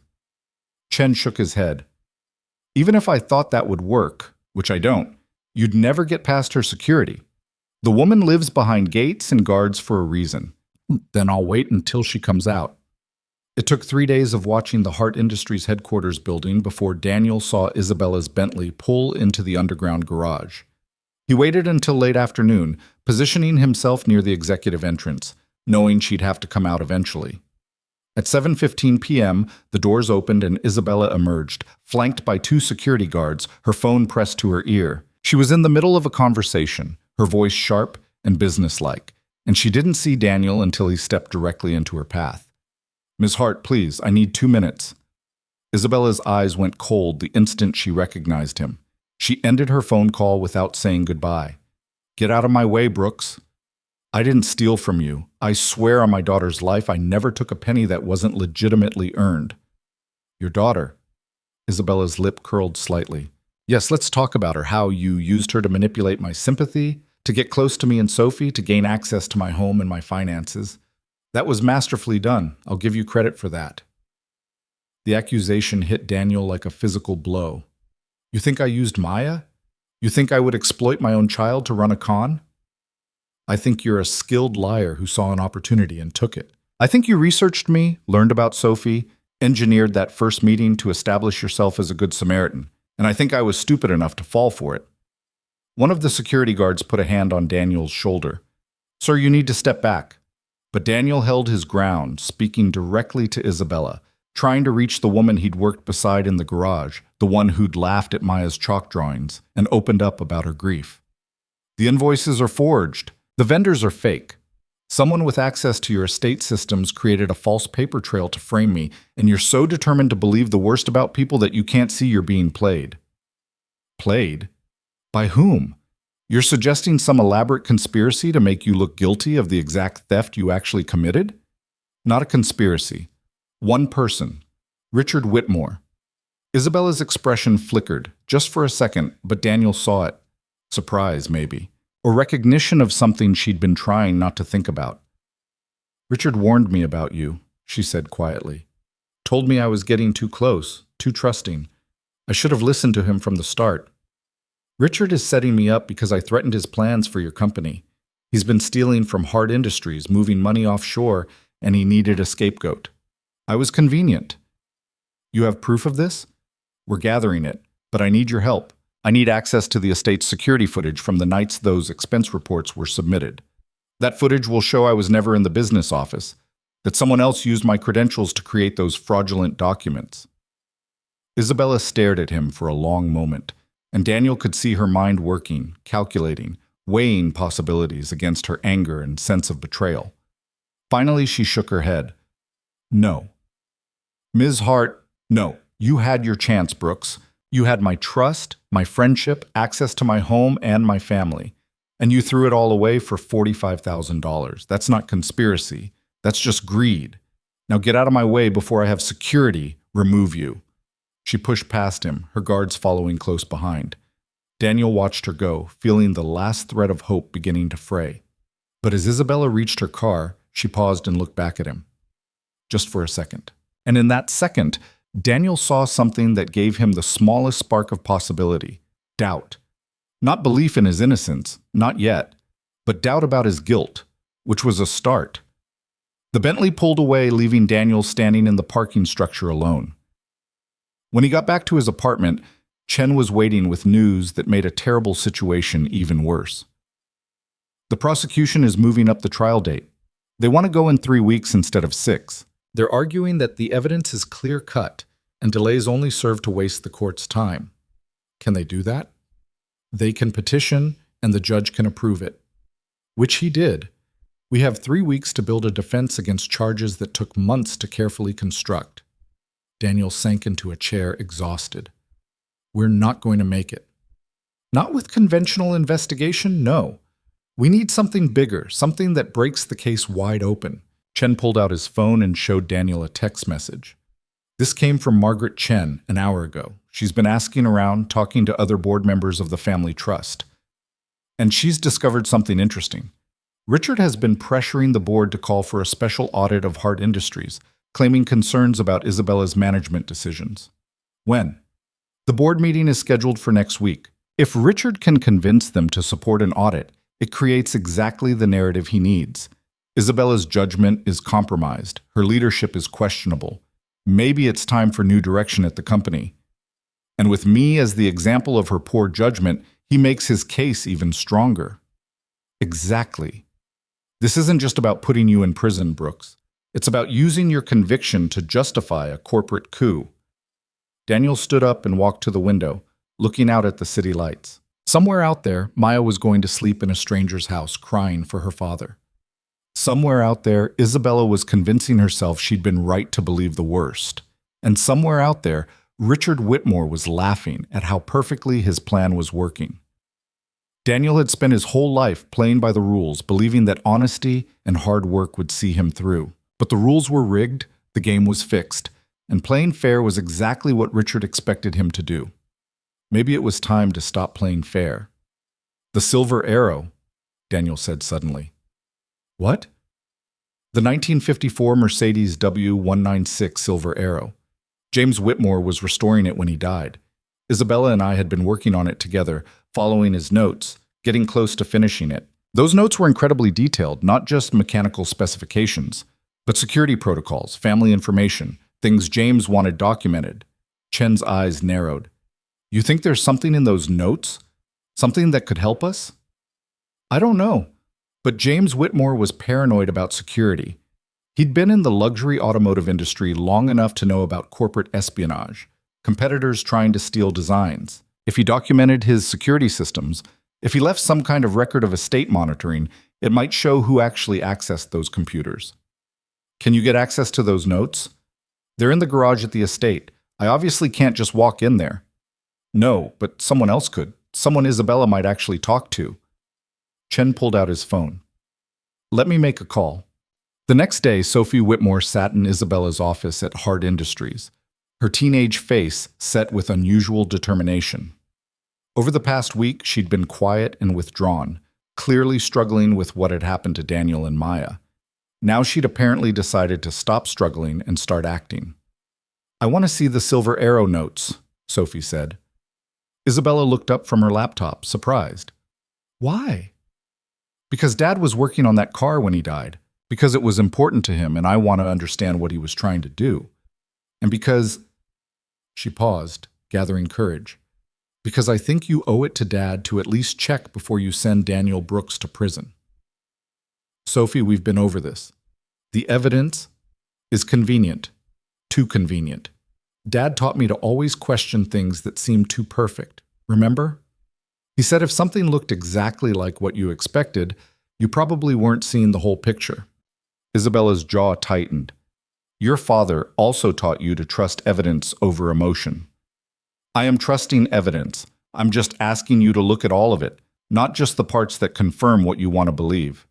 Sophie's voice cracked slightly. "Daniel was nice to me, Isabella. He fixed my car for free when he didn't have to. He let Maya be my friend when I was lonely and sad after Dad died. And now Maya's in foster care crying herself to sleep every night because her father's in jail for something I don't think he did." "You're 16 years old. You don't understand how sophisticated these scams can be. And you're so busy being angry and hurt that you can't see you might be wrong." Sophie's voice rose, tears threatening. "Just look at the notes, please. That's all I'm asking. If there's nothing there, fine. But if there's something, if Dad left something that could help us see the truth, don't you owe it to him to look?" Isabella was quiet for a long moment, emotions warring across her face. Finally, she nodded slowly. "Fine. We'll look at the notes together, this weekend. But Sophie, if there's nothing there, if this is just you hoping for a different truth, you need to accept what happened and move on." That Saturday morning, Isabella and Sophie went to the garage together for the first time since Daniel's arrest. The space felt different now, emptier. The cars sitting silent and still in the perfect lighting. The Silver Arrow was where Daniel had left it. The restoration so close to complete it hurt to look at. James's notebook sat on the workbench, filled with his precise handwriting, technical diagrams, and detailed specifications. Isabella and Sophie went through it page by page, reading about tensioner specifications and gear ratios and metallurgical concerns. And then, on page 47, They found it. Not hidden, not encoded, just written in James's straightforward style among the technical notes about the car's fuel injection system. Security Archive Protocol initiated. Full estate monitoring active. Review archives before any major trust decisions. Access code. Sophie's birth date reversed. Isabella stared at the notation, her heart suddenly pounding. What does that mean? Sophie asked. It means, Isabella said slowly, that your father set up a complete security monitoring system for the estate, and he left instructions for how to access it. She looked at her stepdaughter. When's your birthday? April 15th, 4/1504. Isabella turned to the estate's computer system, pulling up the security interface she'd barely looked at since James died. She'd known there were cameras, of course, but she'd never reviewed footage, never dug into the systems her husband had implemented. She entered the access code, 04511440. The screen changed, revealing a menu of archived security footage dating back years, organized by date, location, and system. Everything was documented. Everything was saved, exactly as James would have wanted it. Show me the business office, Isabella said, her voice tight. Show me the nights those expense reports were supposedly submitted. She pulled up the dates from the prosecution's evidence folder and began playing through the security footage. The camera angle showed the business office clearly, timestamp visible in the corner. And there, at 2:17 a.m. on the first night, was Richard Whitmore sitting at the computer, his face clearly visible, his fingers moving across the keyboard with practiced efficiency. Isabella's blood ran cold. They watched in silence as the footage showed Richard accessing the estate's accounting system, uploading documents, creating expense reports under Daniel's credentials. Everything Daniel had claimed, everything Chen had theorized, laid out in perfect digital clarity. Richard appeared on 4 different nights, each time in the middle of the night when everyone was asleep, each time methodically building the case against Daniel Brooks. That's Uncle Richard, Sophie whispered. That's... She couldn't finish the sentence, couldn't articulate the magnitude of betrayal they were witnessing. Isabella felt something crack inside her chest, not her heart breaking, but her fury crystallizing into something pure and focused and absolutely deadly. Richard had used her love for James against her, had exploited her trust, had tried to destroy an innocent man and his daughter to serve his own ambitions. And she had almost let him get away with it. Get Robert Chen on the phone, Isabella said, her voice like ice. Tell him I need to see him and Daniel Brooks immediately. And Sophie? Yeah? Not a word of this to anyone, especially not Richard. Let him think his plan worked. Let him think he won. Isabella's smile was cold and dangerous as she stared at the frozen image of Richard on the screen. Because I'm going to enjoy watching his face when he realizes exactly how badly he miscalculated. Daniel sat in Robert Chen's cramped office when the call came through. Chen's expression shifted as he listened, going from professional neutrality to something like shocked satisfaction. He ended the call and looked at Daniel with eyes that held the first real hope either of them had felt in weeks. That was Isabella Hart. She wants to meet with us. Tonight. At the estate. Daniel's heart lurched. She believes me? She didn't say that exactly, but she said it was urgent, that she'd discovered something we needed to see. And Brooks? Chen's voice dropped. She apologized for not taking your call seriously outside her office. Whatever she found, it changed her mind. 2 hours later, Daniel walked through the gates of the Hart estate for the first time since his arrest. The security guards who'd watched him being led away in handcuffs now nodded respectfully as he passed, their expressions carefully neutral. The drive up to the main house felt surreal, like returning to a dream he'd been violently shaken from. Isabella waited for them in the garage, standing next to the Silver Arrow, with Sophie beside her. The teenager ran to Daniel the moment she saw him, throwing her arms around him in a fierce hug that he returned automatically, his mind still trying to process what was happening. I'm so sorry, Sophie said, her voice muffled against his shoulder. I'm so sorry we didn't believe you. It's okay, Daniel said, though it wasn't, not really. But Sophie was 16 and hurting, and he couldn't bring himself to add to that pain. Isabella approached more slowly, and Daniel could see the war of emotions playing across her face, anger at herself, fury at what had happened, and something that might have been shame at how quickly she'd believed the worst of him. Mr. Brooks, she said formally, thank you for coming. Miss Hart, But Daniel kept his voice equally formal, maintaining the distance between them even though part of him wanted to rage at her for not trusting him, for letting Maya suffer, for nearly destroying his life over fabricated evidence. Isabella seemed to sense his restraint and respected it. She turned to Chen instead. "Mr. Chen, I need you to understand that what I'm about to show you needs to remain confidential until we're ready to act. Can I have your assurance on that?" "Attorney-client privilege covers it, but yes, you have my word." Isabella led them to the computer workstation and pulled up the security footage.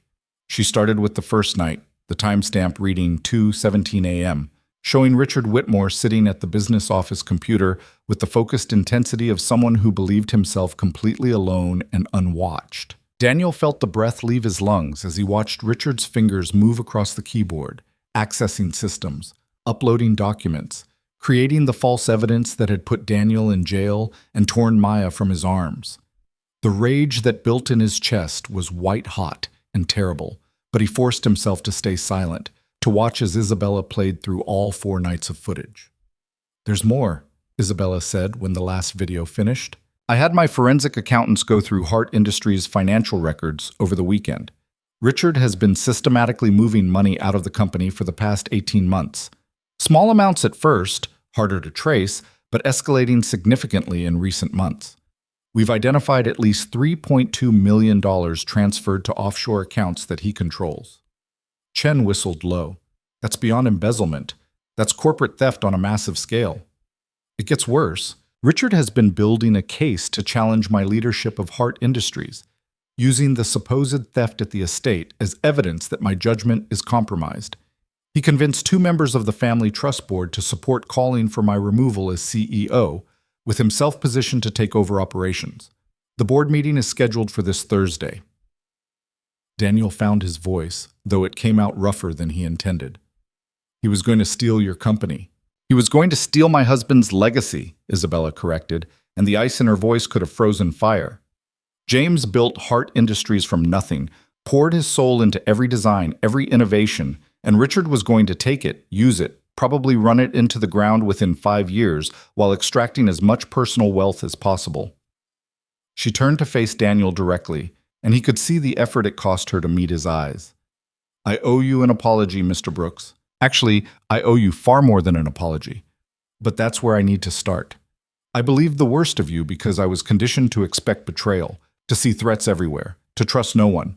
And in doing so, I became the very thing I was trying to protect myself from, someone who inflicts damage on innocent people." The formal walls between them cracked slightly. "Ms. Hart, Isabella, please. I think we're past Ms. Hart at this point." "Isabella," Daniel said carefully, "I understand why you believed it. The evidence looked real, my background made the story believable, and Richard knew exactly how to manipulate the situation. But my daughter has been in foster care for 3 weeks, crying herself to sleep every night because she thinks her father is a criminal. That's not something an apology fixes." "No, it isn't." Isabella's voice was quiet but firm. "Which is why, tomorrow morning, I'm personally going to Child Services to arrange for Maya's immediate return to your custody. I'm also having my attorneys file for emergency dismissal of all charges against you, with this security footage as primary evidence. And I'm going to make sure everyone who believed Richard's lies knows exactly what he did and how thoroughly he played us all." "What about Richard himself?" Chen asked. "If he realizes you're onto him, he could run. With $2 million in offshore accounts, he has the resources to disappear." "He won't run," Isabella said with absolute certainty, "because he doesn't know I've found any of this. As far as Richard is concerned, everything is going according to plan. Daniel is facing trial, the board meeting is scheduled, and I'm exactly where he wants me, distracted and vulnerable." She pulled up a calendar on the computer screen. "Hart Industries is hosting our annual charity gala this Friday night. It's a major event, 500 guests, media coverage, the board of directors, all the major shareholders.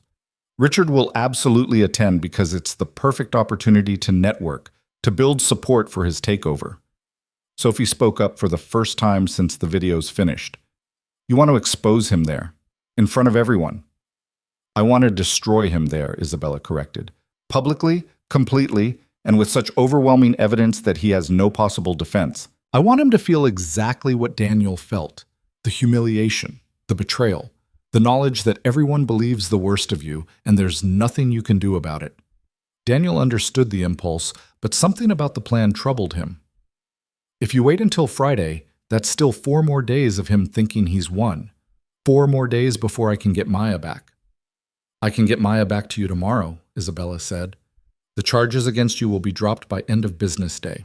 But I need you to trust me on the timing for Richard. If we move too soon, he might find a way to weasel out. If we wait until Friday, until he's standing in front of the entire industry thinking he's about to claim his victory, the fall will be that much harder. Chen cleared his throat. There's also the legal consideration. Right now we have evidence of Richard framing Daniel. But if we dig deeper over the next few days, we might find evidence of the larger corporate theft, the conspiracy to commit fraud, possibly even connections to other crimes. The more we can charge him with, the longer he stays in prison. Daniel looked at Isabella, really looked at her, and saw beneath the cold fury to the woman who'd worked beside him on the Silver Arrow, who'd opened up about her grief, who'd been genuinely happy when Maya showed her chalk drawings. That woman had been hurt too, betrayed by family, and she deserved her revenge. All right, Daniel said, we do it your way. But I want to be there when he goes down. I want him to see my face and know that he failed. You'll be there, Isabella promised. In fact, I have a very specific role for you to play. Over the next 4 days, Isabella orchestrated her revenge with the same ruthless precision she brought to running Hart Industries. On Tuesday morning, just as she'd promised, Daniel got the call that all charges against him had been dropped. The prosecutor sounded confused and angry, clearly having been given orders from above without full explanation, but the result was the same. Daniel was free. 2 hours later, Daniel walked into the Child Services office and Maya launched herself into his arms with such force she nearly knocked him over. She cried and laughed at the same time, holding on to him like she'd never let go, and Daniel held her just as tightly, feeling pieces of his broken world starting to click back into place. I knew you didn't do it, Daddy, Maya sobbed into his neck. I knew it, I knew it, I knew it. I know you did, baby girl. I'm so sorry you had to go through this. Karen, the caseworker, watched with red-rimmed eyes of her own. I'm glad this worked out, Mr. Brooks. Not all of them do. But Daniel took Maya home. Not to the estate, not yet, but to his small apartment where they could be alone together. He made her favorite dinner, listened to her talk about the foster family and school and all the things she'd been holding inside, and tucked her into bed with extra blankets and her favorite stuffed animal. Are we going back to the estate? Maya asked sleepily. Will I see Sophie again? I don't know yet, sweetheart. Some things need to get settled first. But Sophie asked about you. She wants to see you too. And Ms. Isabella?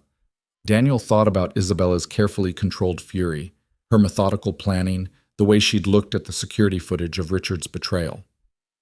Ms. Isabella is dealing with some difficult things right now. But yeah, I think you'll see her again.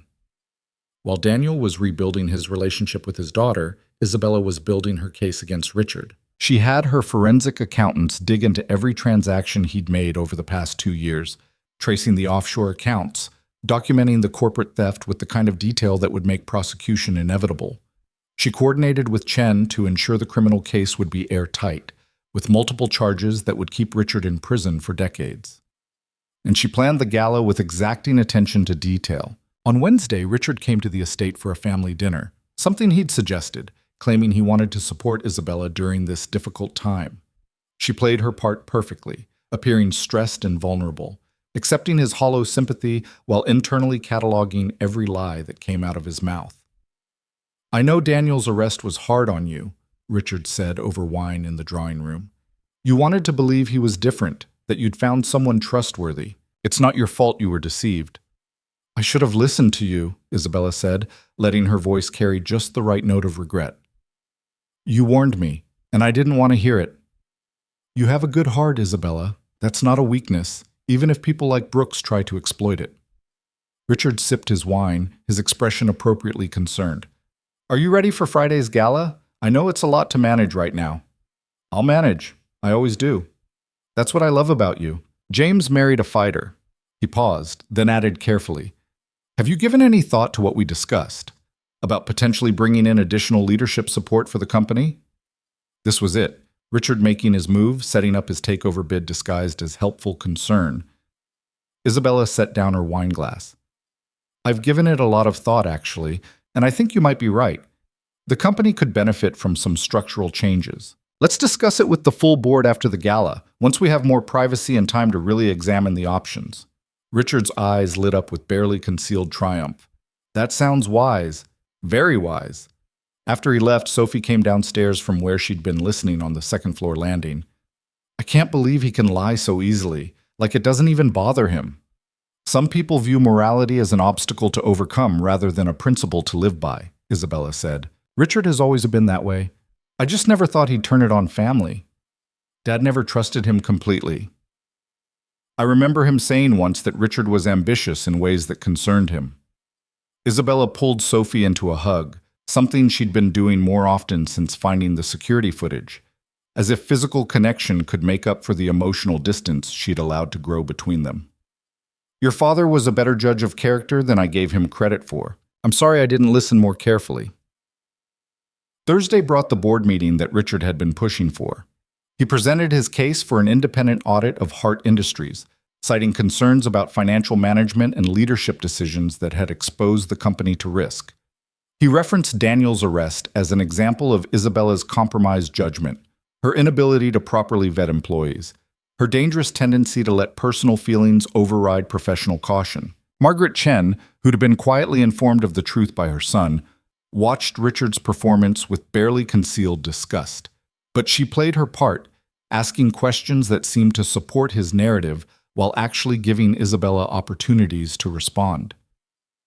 I understand your concerns, Isabella said when Richard finished his presentation, and I think you're right that we need to examine our internal controls and management structures. In fact, I'd like to propose that we table this discussion until after tomorrow's gala, when we can dedicate proper time and attention to such important matters. I have some information to present that I think will address many of your concerns. The board agreed, and Richard left the meeting convinced he'd won, that Isabella was capitulating to his pressure, that the company would soon be his. He had no idea that the trap was already closing. Friday arrived with perfect weather, clear skies, warm temperatures, ideal conditions for the outdoor portions of the gala.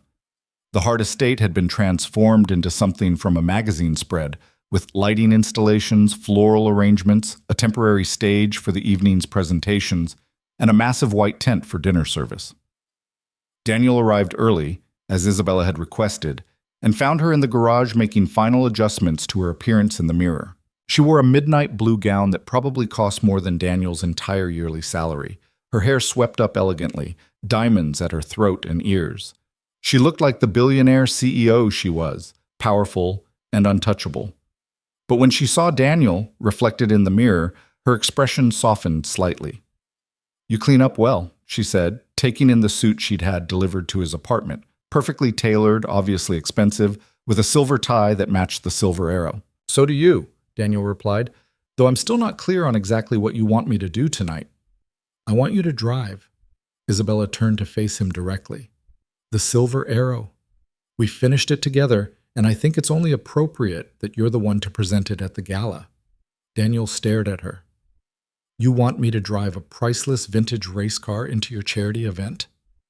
I want you to drive it onto the stage, actually, right in the middle of Richard's moment of triumph. The symbolism will be perfect.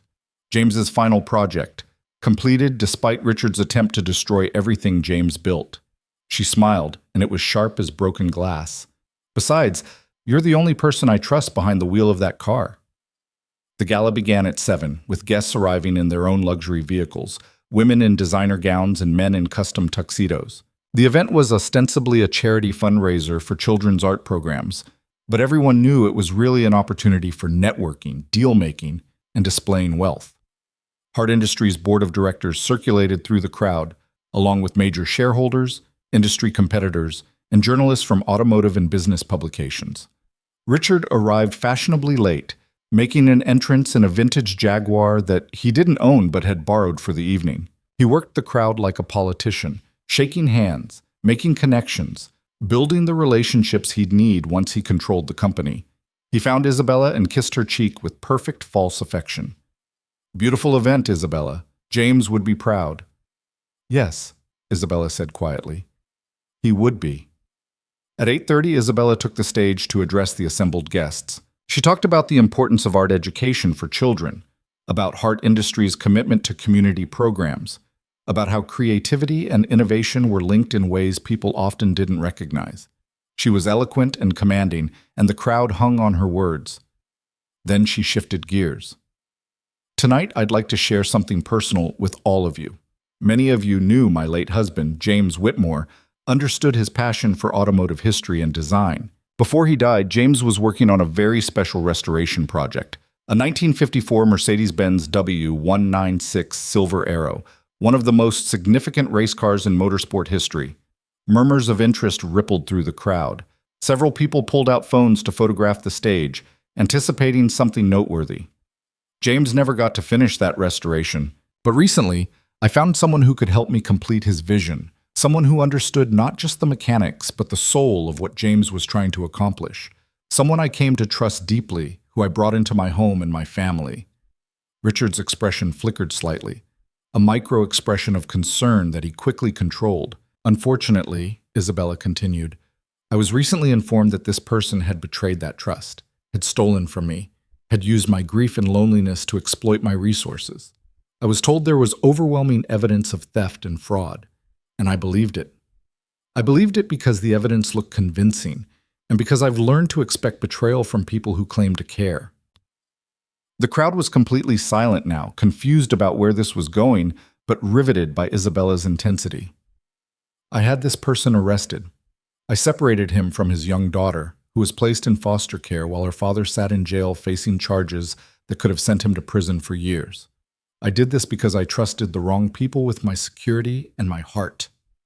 Isabella's gaze found Richard in the crowd and locked on him like a targeting laser.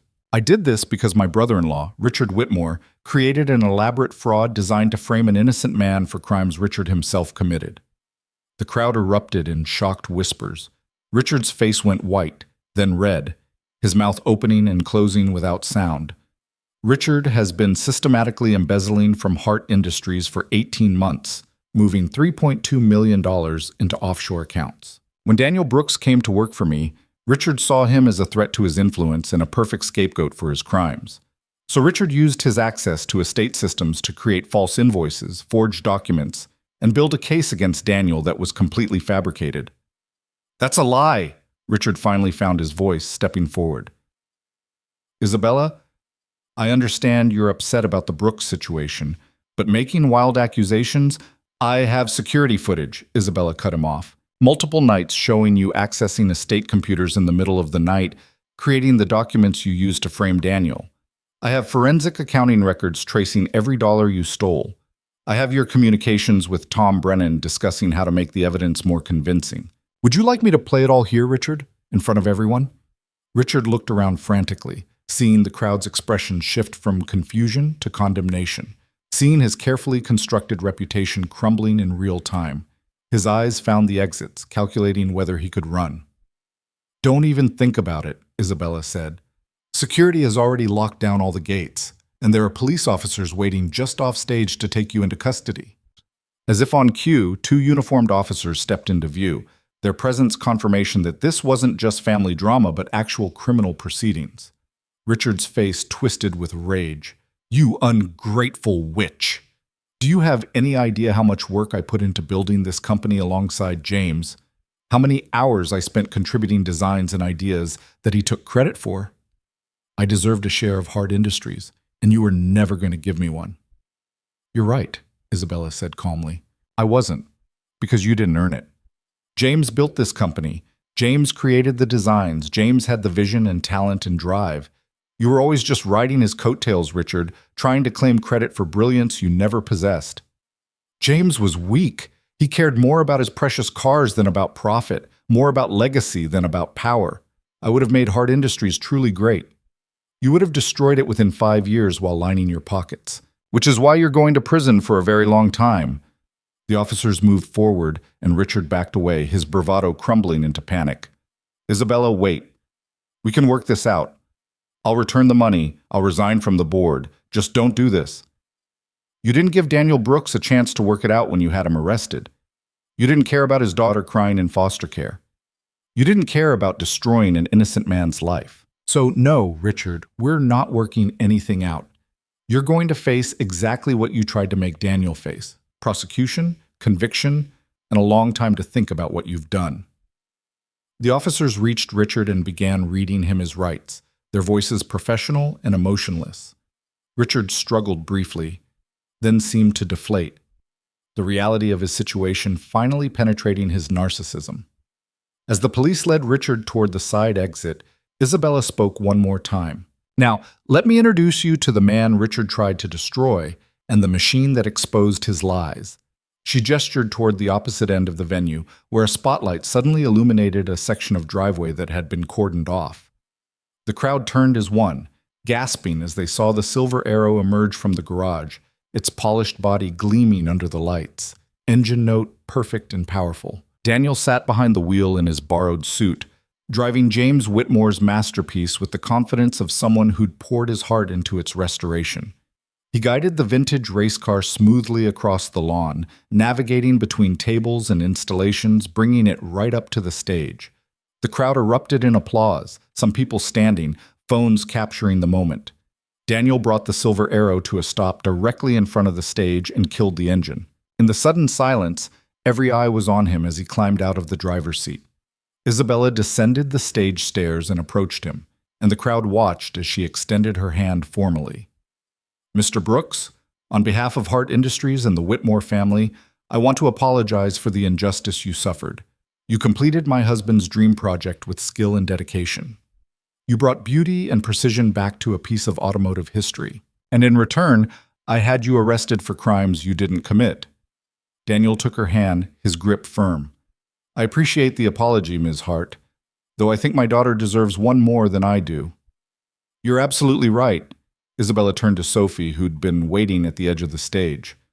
Sophie, would you bring Maya out here, please? Sophie disappeared briefly, then returned with Maya, who'd been waiting in the main house with a babysitter. The 7-year-old looked overwhelmed by the crowd and the lights, clutching her stuffed animal and searching for her father. Maya, Isabella said, crouching down despite her expensive gown, making herself eye level with the little girl. I owe you the biggest apology of all. I took your daddy away from you when he didn't do anything wrong. I made you cry and be scared and think your family was broken. That was wrong of me, and I'm so sorry.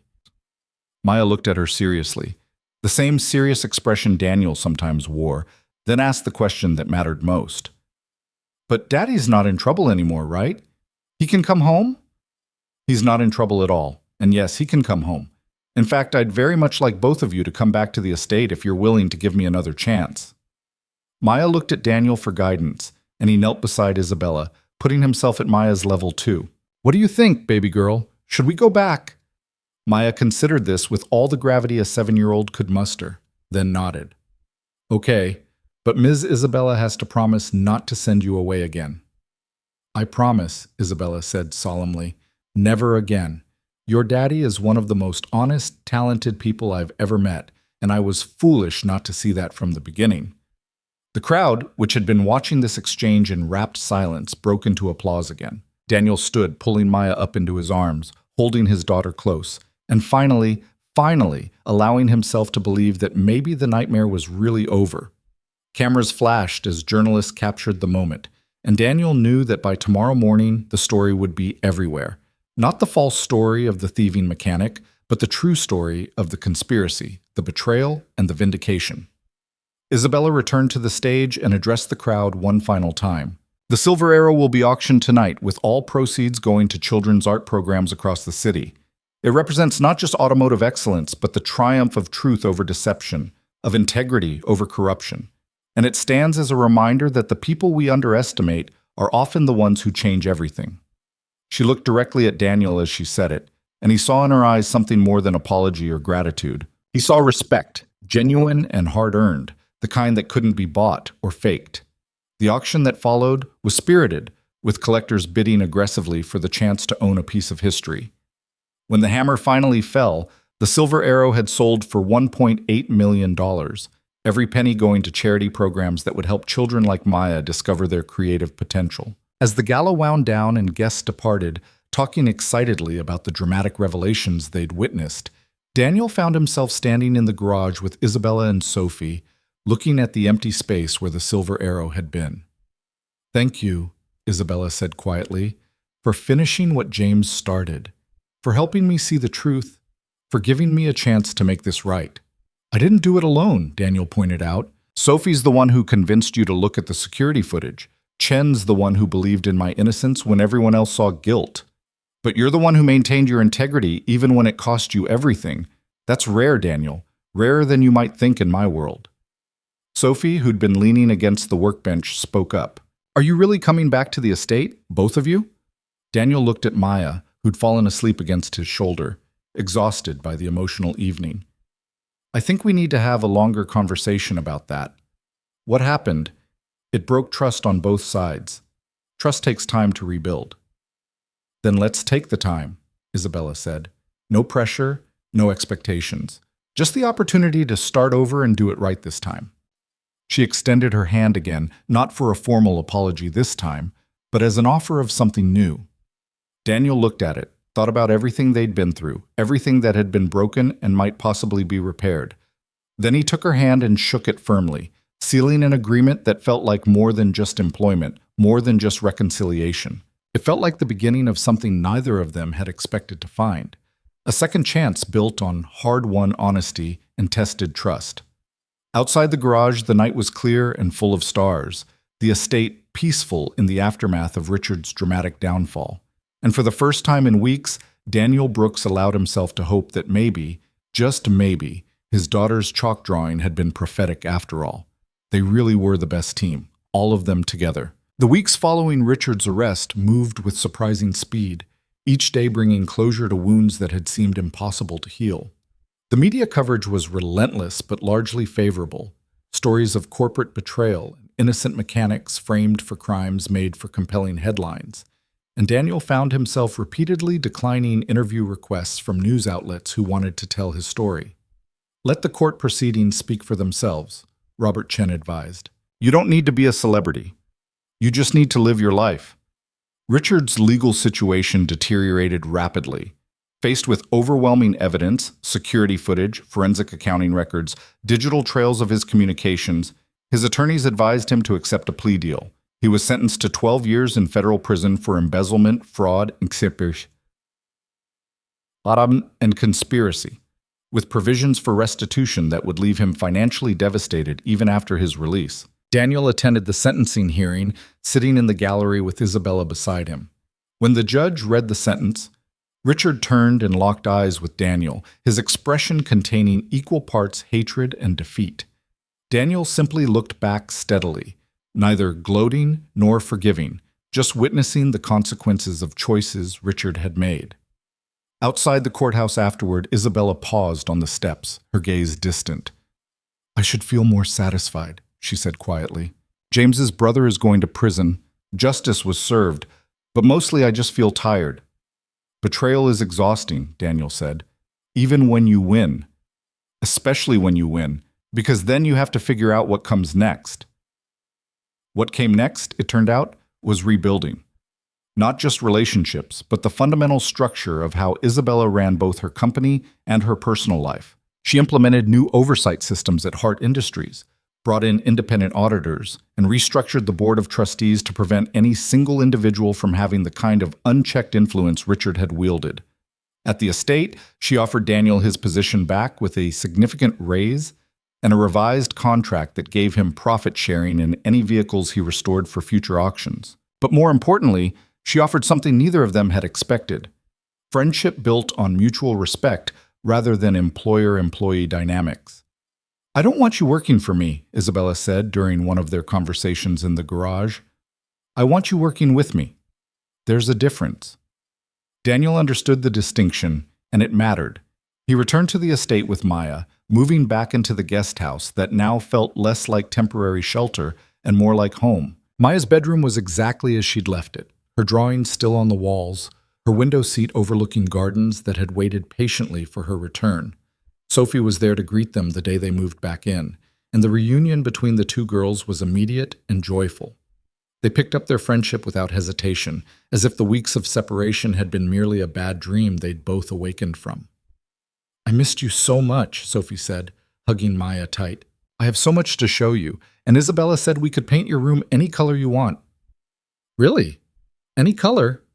"Any color except black," Isabella clarified, appearing in the doorway with a smile. "I draw the line at black bedrooms for 7-year-olds." Over dinner that evening, takeout pizza eaten at the kitchen table in the guest house, casual and comfortable, the four of them talked about the future with a freedom none of them had felt before. Sophie was preparing for her college applications, thinking about automotive design programs that would let her follow in her father's footsteps. Maya chattered about starting second grade and the art project she wanted to create for the school exhibition.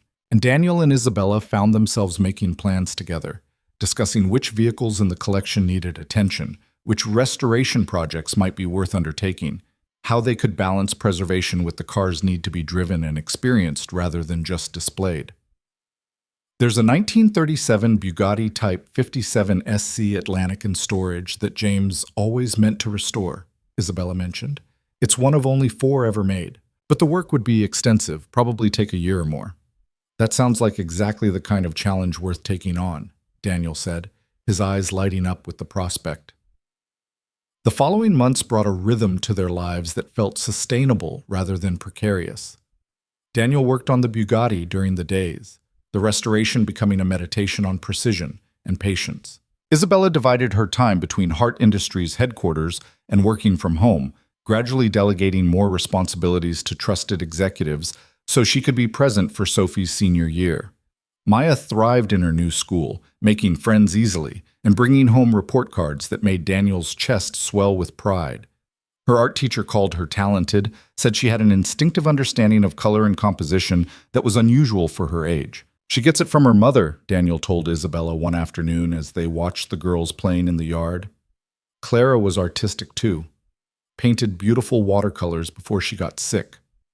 It was the first time Daniel had spoken about Clara with Isabella, really spoken rather than just brief mentions.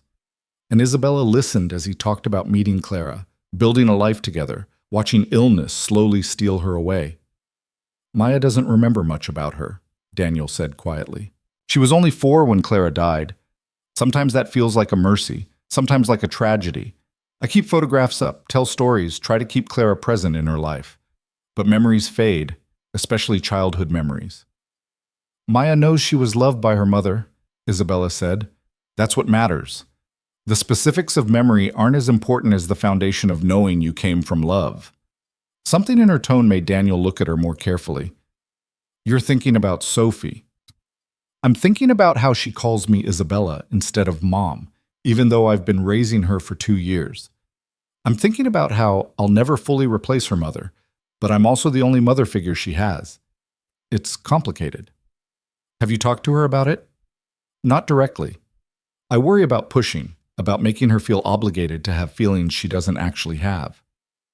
"Isabella, that girl adores you. Maybe she doesn't call you Mom, but she looks at you the way daughters look at mothers. Trust takes different forms." That conversation seemed to shift something in Isabella. A few days later, Daniel overheard her and Sophie talking in the main house while he was working on the Bugatti in the open garage. "Sophie, can I ask you something?" Isabella's voice carried through the open window. "Does it bother you that you don't call me Mom?" There was a pause. Then Sophie's voice, thoughtful and serious. "It's not that I don't want to. It's that I wasn't sure if you wanted me to. You married my dad, not me. And after he died, I thought maybe you just kept me around because you felt obligated." "Sophie," Isabella's voice cracked slightly, "I kept you around because I love you, because you're family, not by obligation but by choice. If you want to call me Isabella, that's fine. If you want to call me Mom, that's more than fine. I just want you to know that you're my daughter in every way that matters." Daniel couldn't hear Sophie's response, but he heard the sound of crying, good crying, the kind that releases pressure rather than building it. He smiled and returned his attention to the Bugatti, giving them their privacy. That evening, when Sophie came to the guest house to pick up Maya for a movie night, she introduced Isabella with quiet pride. "Maya, Mom says we can watch whatever we want, and she'll make popcorn." Isabella's smile could have powered the entire estate. As autumn turned to winter, Daniel and Isabella's working relationship deepened into genuine partnership. They collaborated on the Bugatti restoration, making decisions together, combining Isabella's knowledge of her late husband's techniques with Daniel's mechanical expertise. The work was painstaking and precise, each component requiring careful attention, but they found joy in the process rather than just focusing on the endpoint. They also found themselves talking about things beyond cars, about raising daughters, about loss and recovery, about the strange paths life took that led people to unexpected places. Isabella opened up about the loneliness of running Hart Industries, the constant pressure of being a woman in a male-dominated industry, the way Richard's betrayal had confirmed her worst fears about trusting people. "But then you turned out to be exactly who you claimed to be," she said one December evening as they worked late in the garage, the space heated against the winter cold. "Honest, skilled, decent. It forced me to reconsider whether my cynicism was protecting me or just isolating me." "Probably both," Daniel said, carefully adjusting the Bugatti's timing mechanism. "Protection and isolation are often the same thing. Is that why you stayed in your old neighborhood after Clara died, when you could have moved somewhere with better opportunities?" Daniel considered the question. "Partially, but also because that neighborhood was home. The people there knew me, knew Clara, knew our story. Starting over somewhere else felt like erasing her memory." "And now? Does coming here feel like erasing her?" "No. It feels like honoring what she wanted for Maya: stability, opportunity, a good life. Clara would have loved seeing Maya happy and thriving. She would have liked you, too." Isabella looked up from the carburetor she was cleaning. "Really? I'm not exactly warm and fuzzy." Clara wasn't either. She was fierce and stubborn and protective. You would have either been best friends or mortal enemies. No in between. Daniel grinned. "Probably best friends, honestly." The Hart Industries board officially voted in January to restructure the company's leadership, not to remove Isabella, but to strengthen her position by adding experienced executives in key roles. The changes Richard had tried to force through deception happened anyway, but on Isabella's terms and for the right reasons. The company became stronger, more resilient, better positioned for long-term success. And Isabella found that sharing power strategically actually gave her more freedom to focus on the parts of the business she genuinely cared about: innovation, design, the creative aspects that had drawn her to the automotive industry in the first place. One February evening, as Daniel was closing up the garage after a long day of work, he found Isabella standing next to the Bugatti with an odd expression on her face. "What's wrong?" he asked. "Nothing's wrong. I just realized something. We're going to finish this car in a few months. And then what? Start another restoration? Keep doing this indefinitely?" "I thought that was the plan." "It was. It is. But I've been thinking about something bigger." Isabella turned to face him fully. "What if we created a formal restoration division within Hart Industries? High-end vintage vehicle restoration, only taking on the most significant projects, combining historical preservation with mechanical excellence. You'd run it, obviously. Build a team, take on client projects, create something sustainable." Daniel stared at her. "You want me to run a division of a billion-dollar company?" "I want you to run a division of Hart Industries that could become the most respected name in automotive restoration. You have the skills, the integrity, the vision. All you need is the infrastructure and resources to work at scale."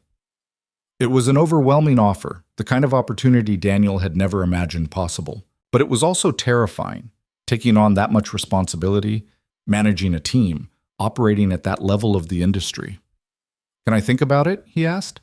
"Of course, take your time. This isn't going anywhere." Daniel did think about it, long and hard. He talked to Maya about it, explaining what the opportunity might mean: more stability, a real career path, the chance to build something lasting. He talked to Robert Chen about the legal and financial implications.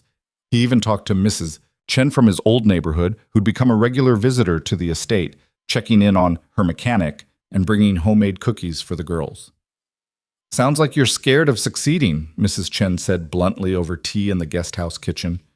"You've been struggling so long you don't know how to accept something good when it's offered." "What if I fail? What if I take this opportunity and prove I'm not capable of handling it?" "Then you fail and learn from it."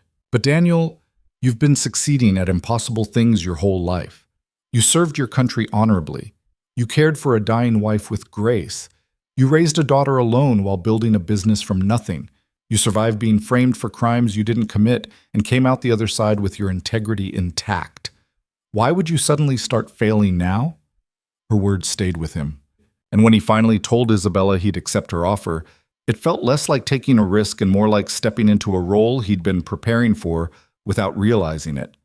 The formal announcement came in March, with Isabella introducing Daniel as the director of Hart Industries' new Heritage Restoration Division. The automotive press covered it extensively, and Daniel gave his first professional interviews, talking about his vision for combining traditional craftsmanship with modern technology to preserve automotive history.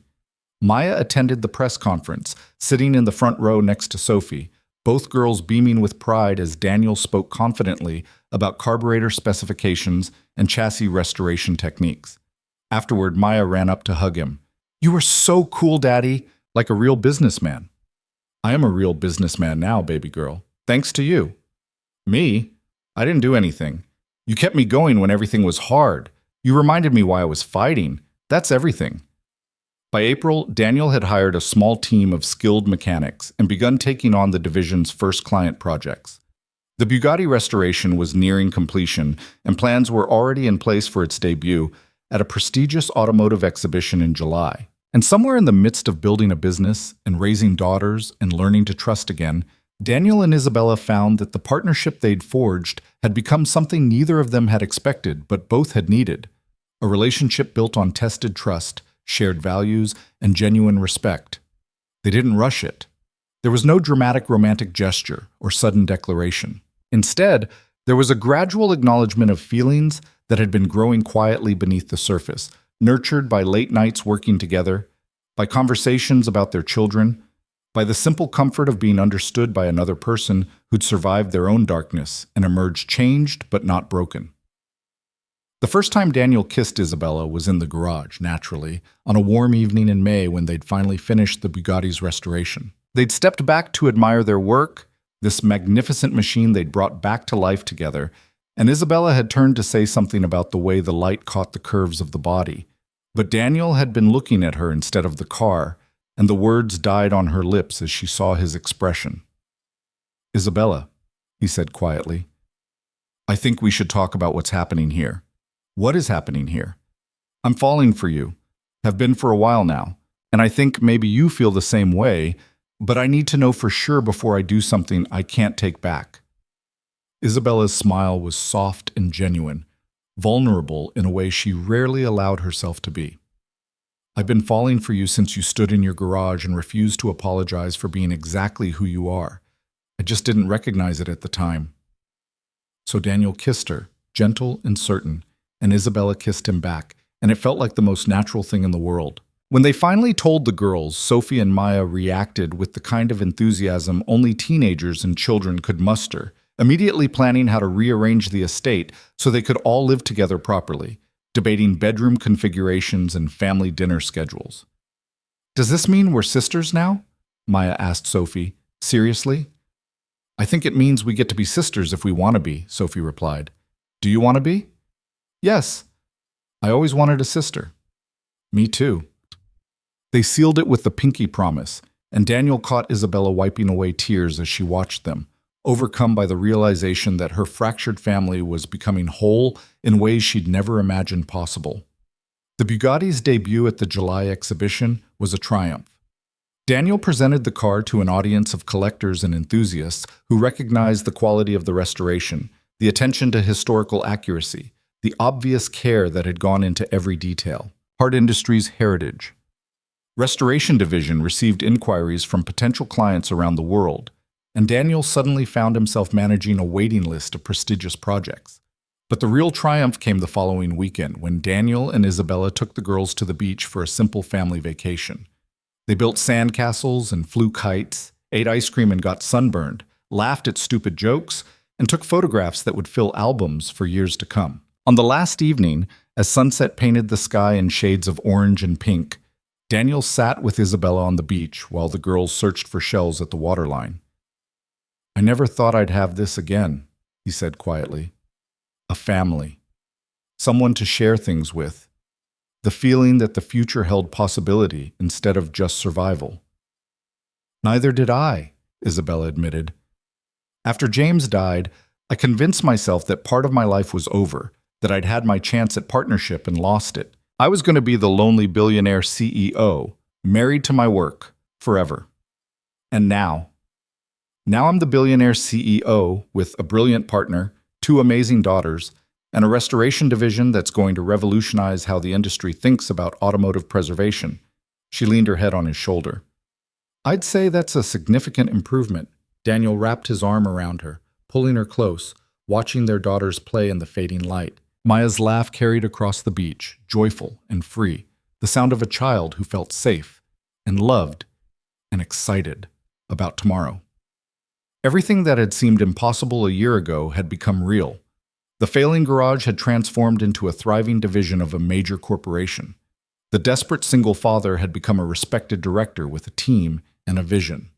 The lonely billionaire had found genuine partnership, and 2 girls who'd lost parents had found new family in each other. It wasn't a fairy tale. There would still be challenges ahead, conflicts to navigate, difficulties to overcome, but it was real, built on a foundation strong enough to weather whatever storms might come.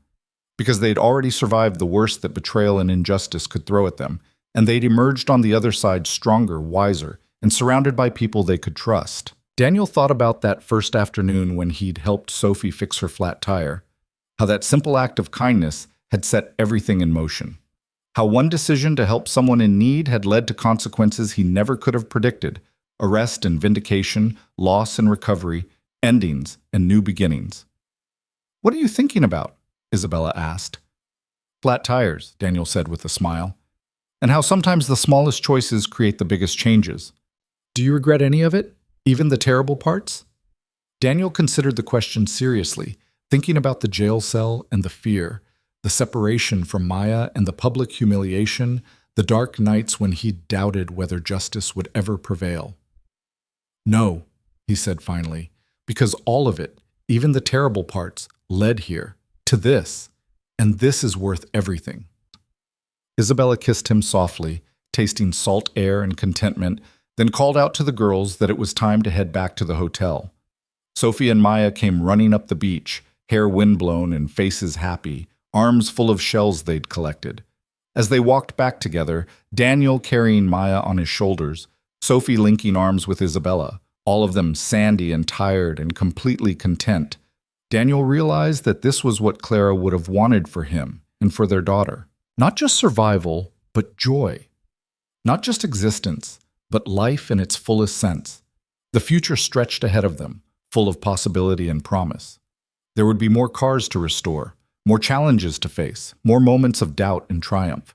But they would face them together, this unexpected family forged in crisis and strengthened by choice. And somewhere, perhaps, Clara and James were watching over them, glad that the people they'd loved had found their way through grief to something new and beautiful and worth holding on to.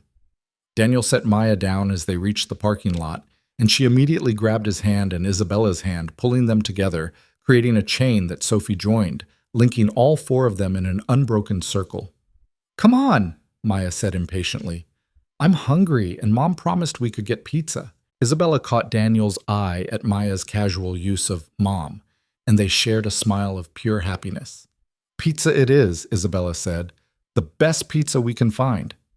They climbed into the car together, this family that shouldn't have worked but somehow did, and drove off into the deepening twilight, toward a future none of them could have predicted, but all of them had chosen. The silver Mercedes had sold for charity. Richard was in prison paying for his crimes. And Daniel Brooks, who'd started this journey as a struggling mechanic trying to do the right thing, had found something more valuable than any amount of money or prestige. He'd found home. Not a place, but a feeling. Not perfection, but belonging. Not the absence of struggle, but the presence of people worth struggling alongside. And that, in the end, was everything that mattered.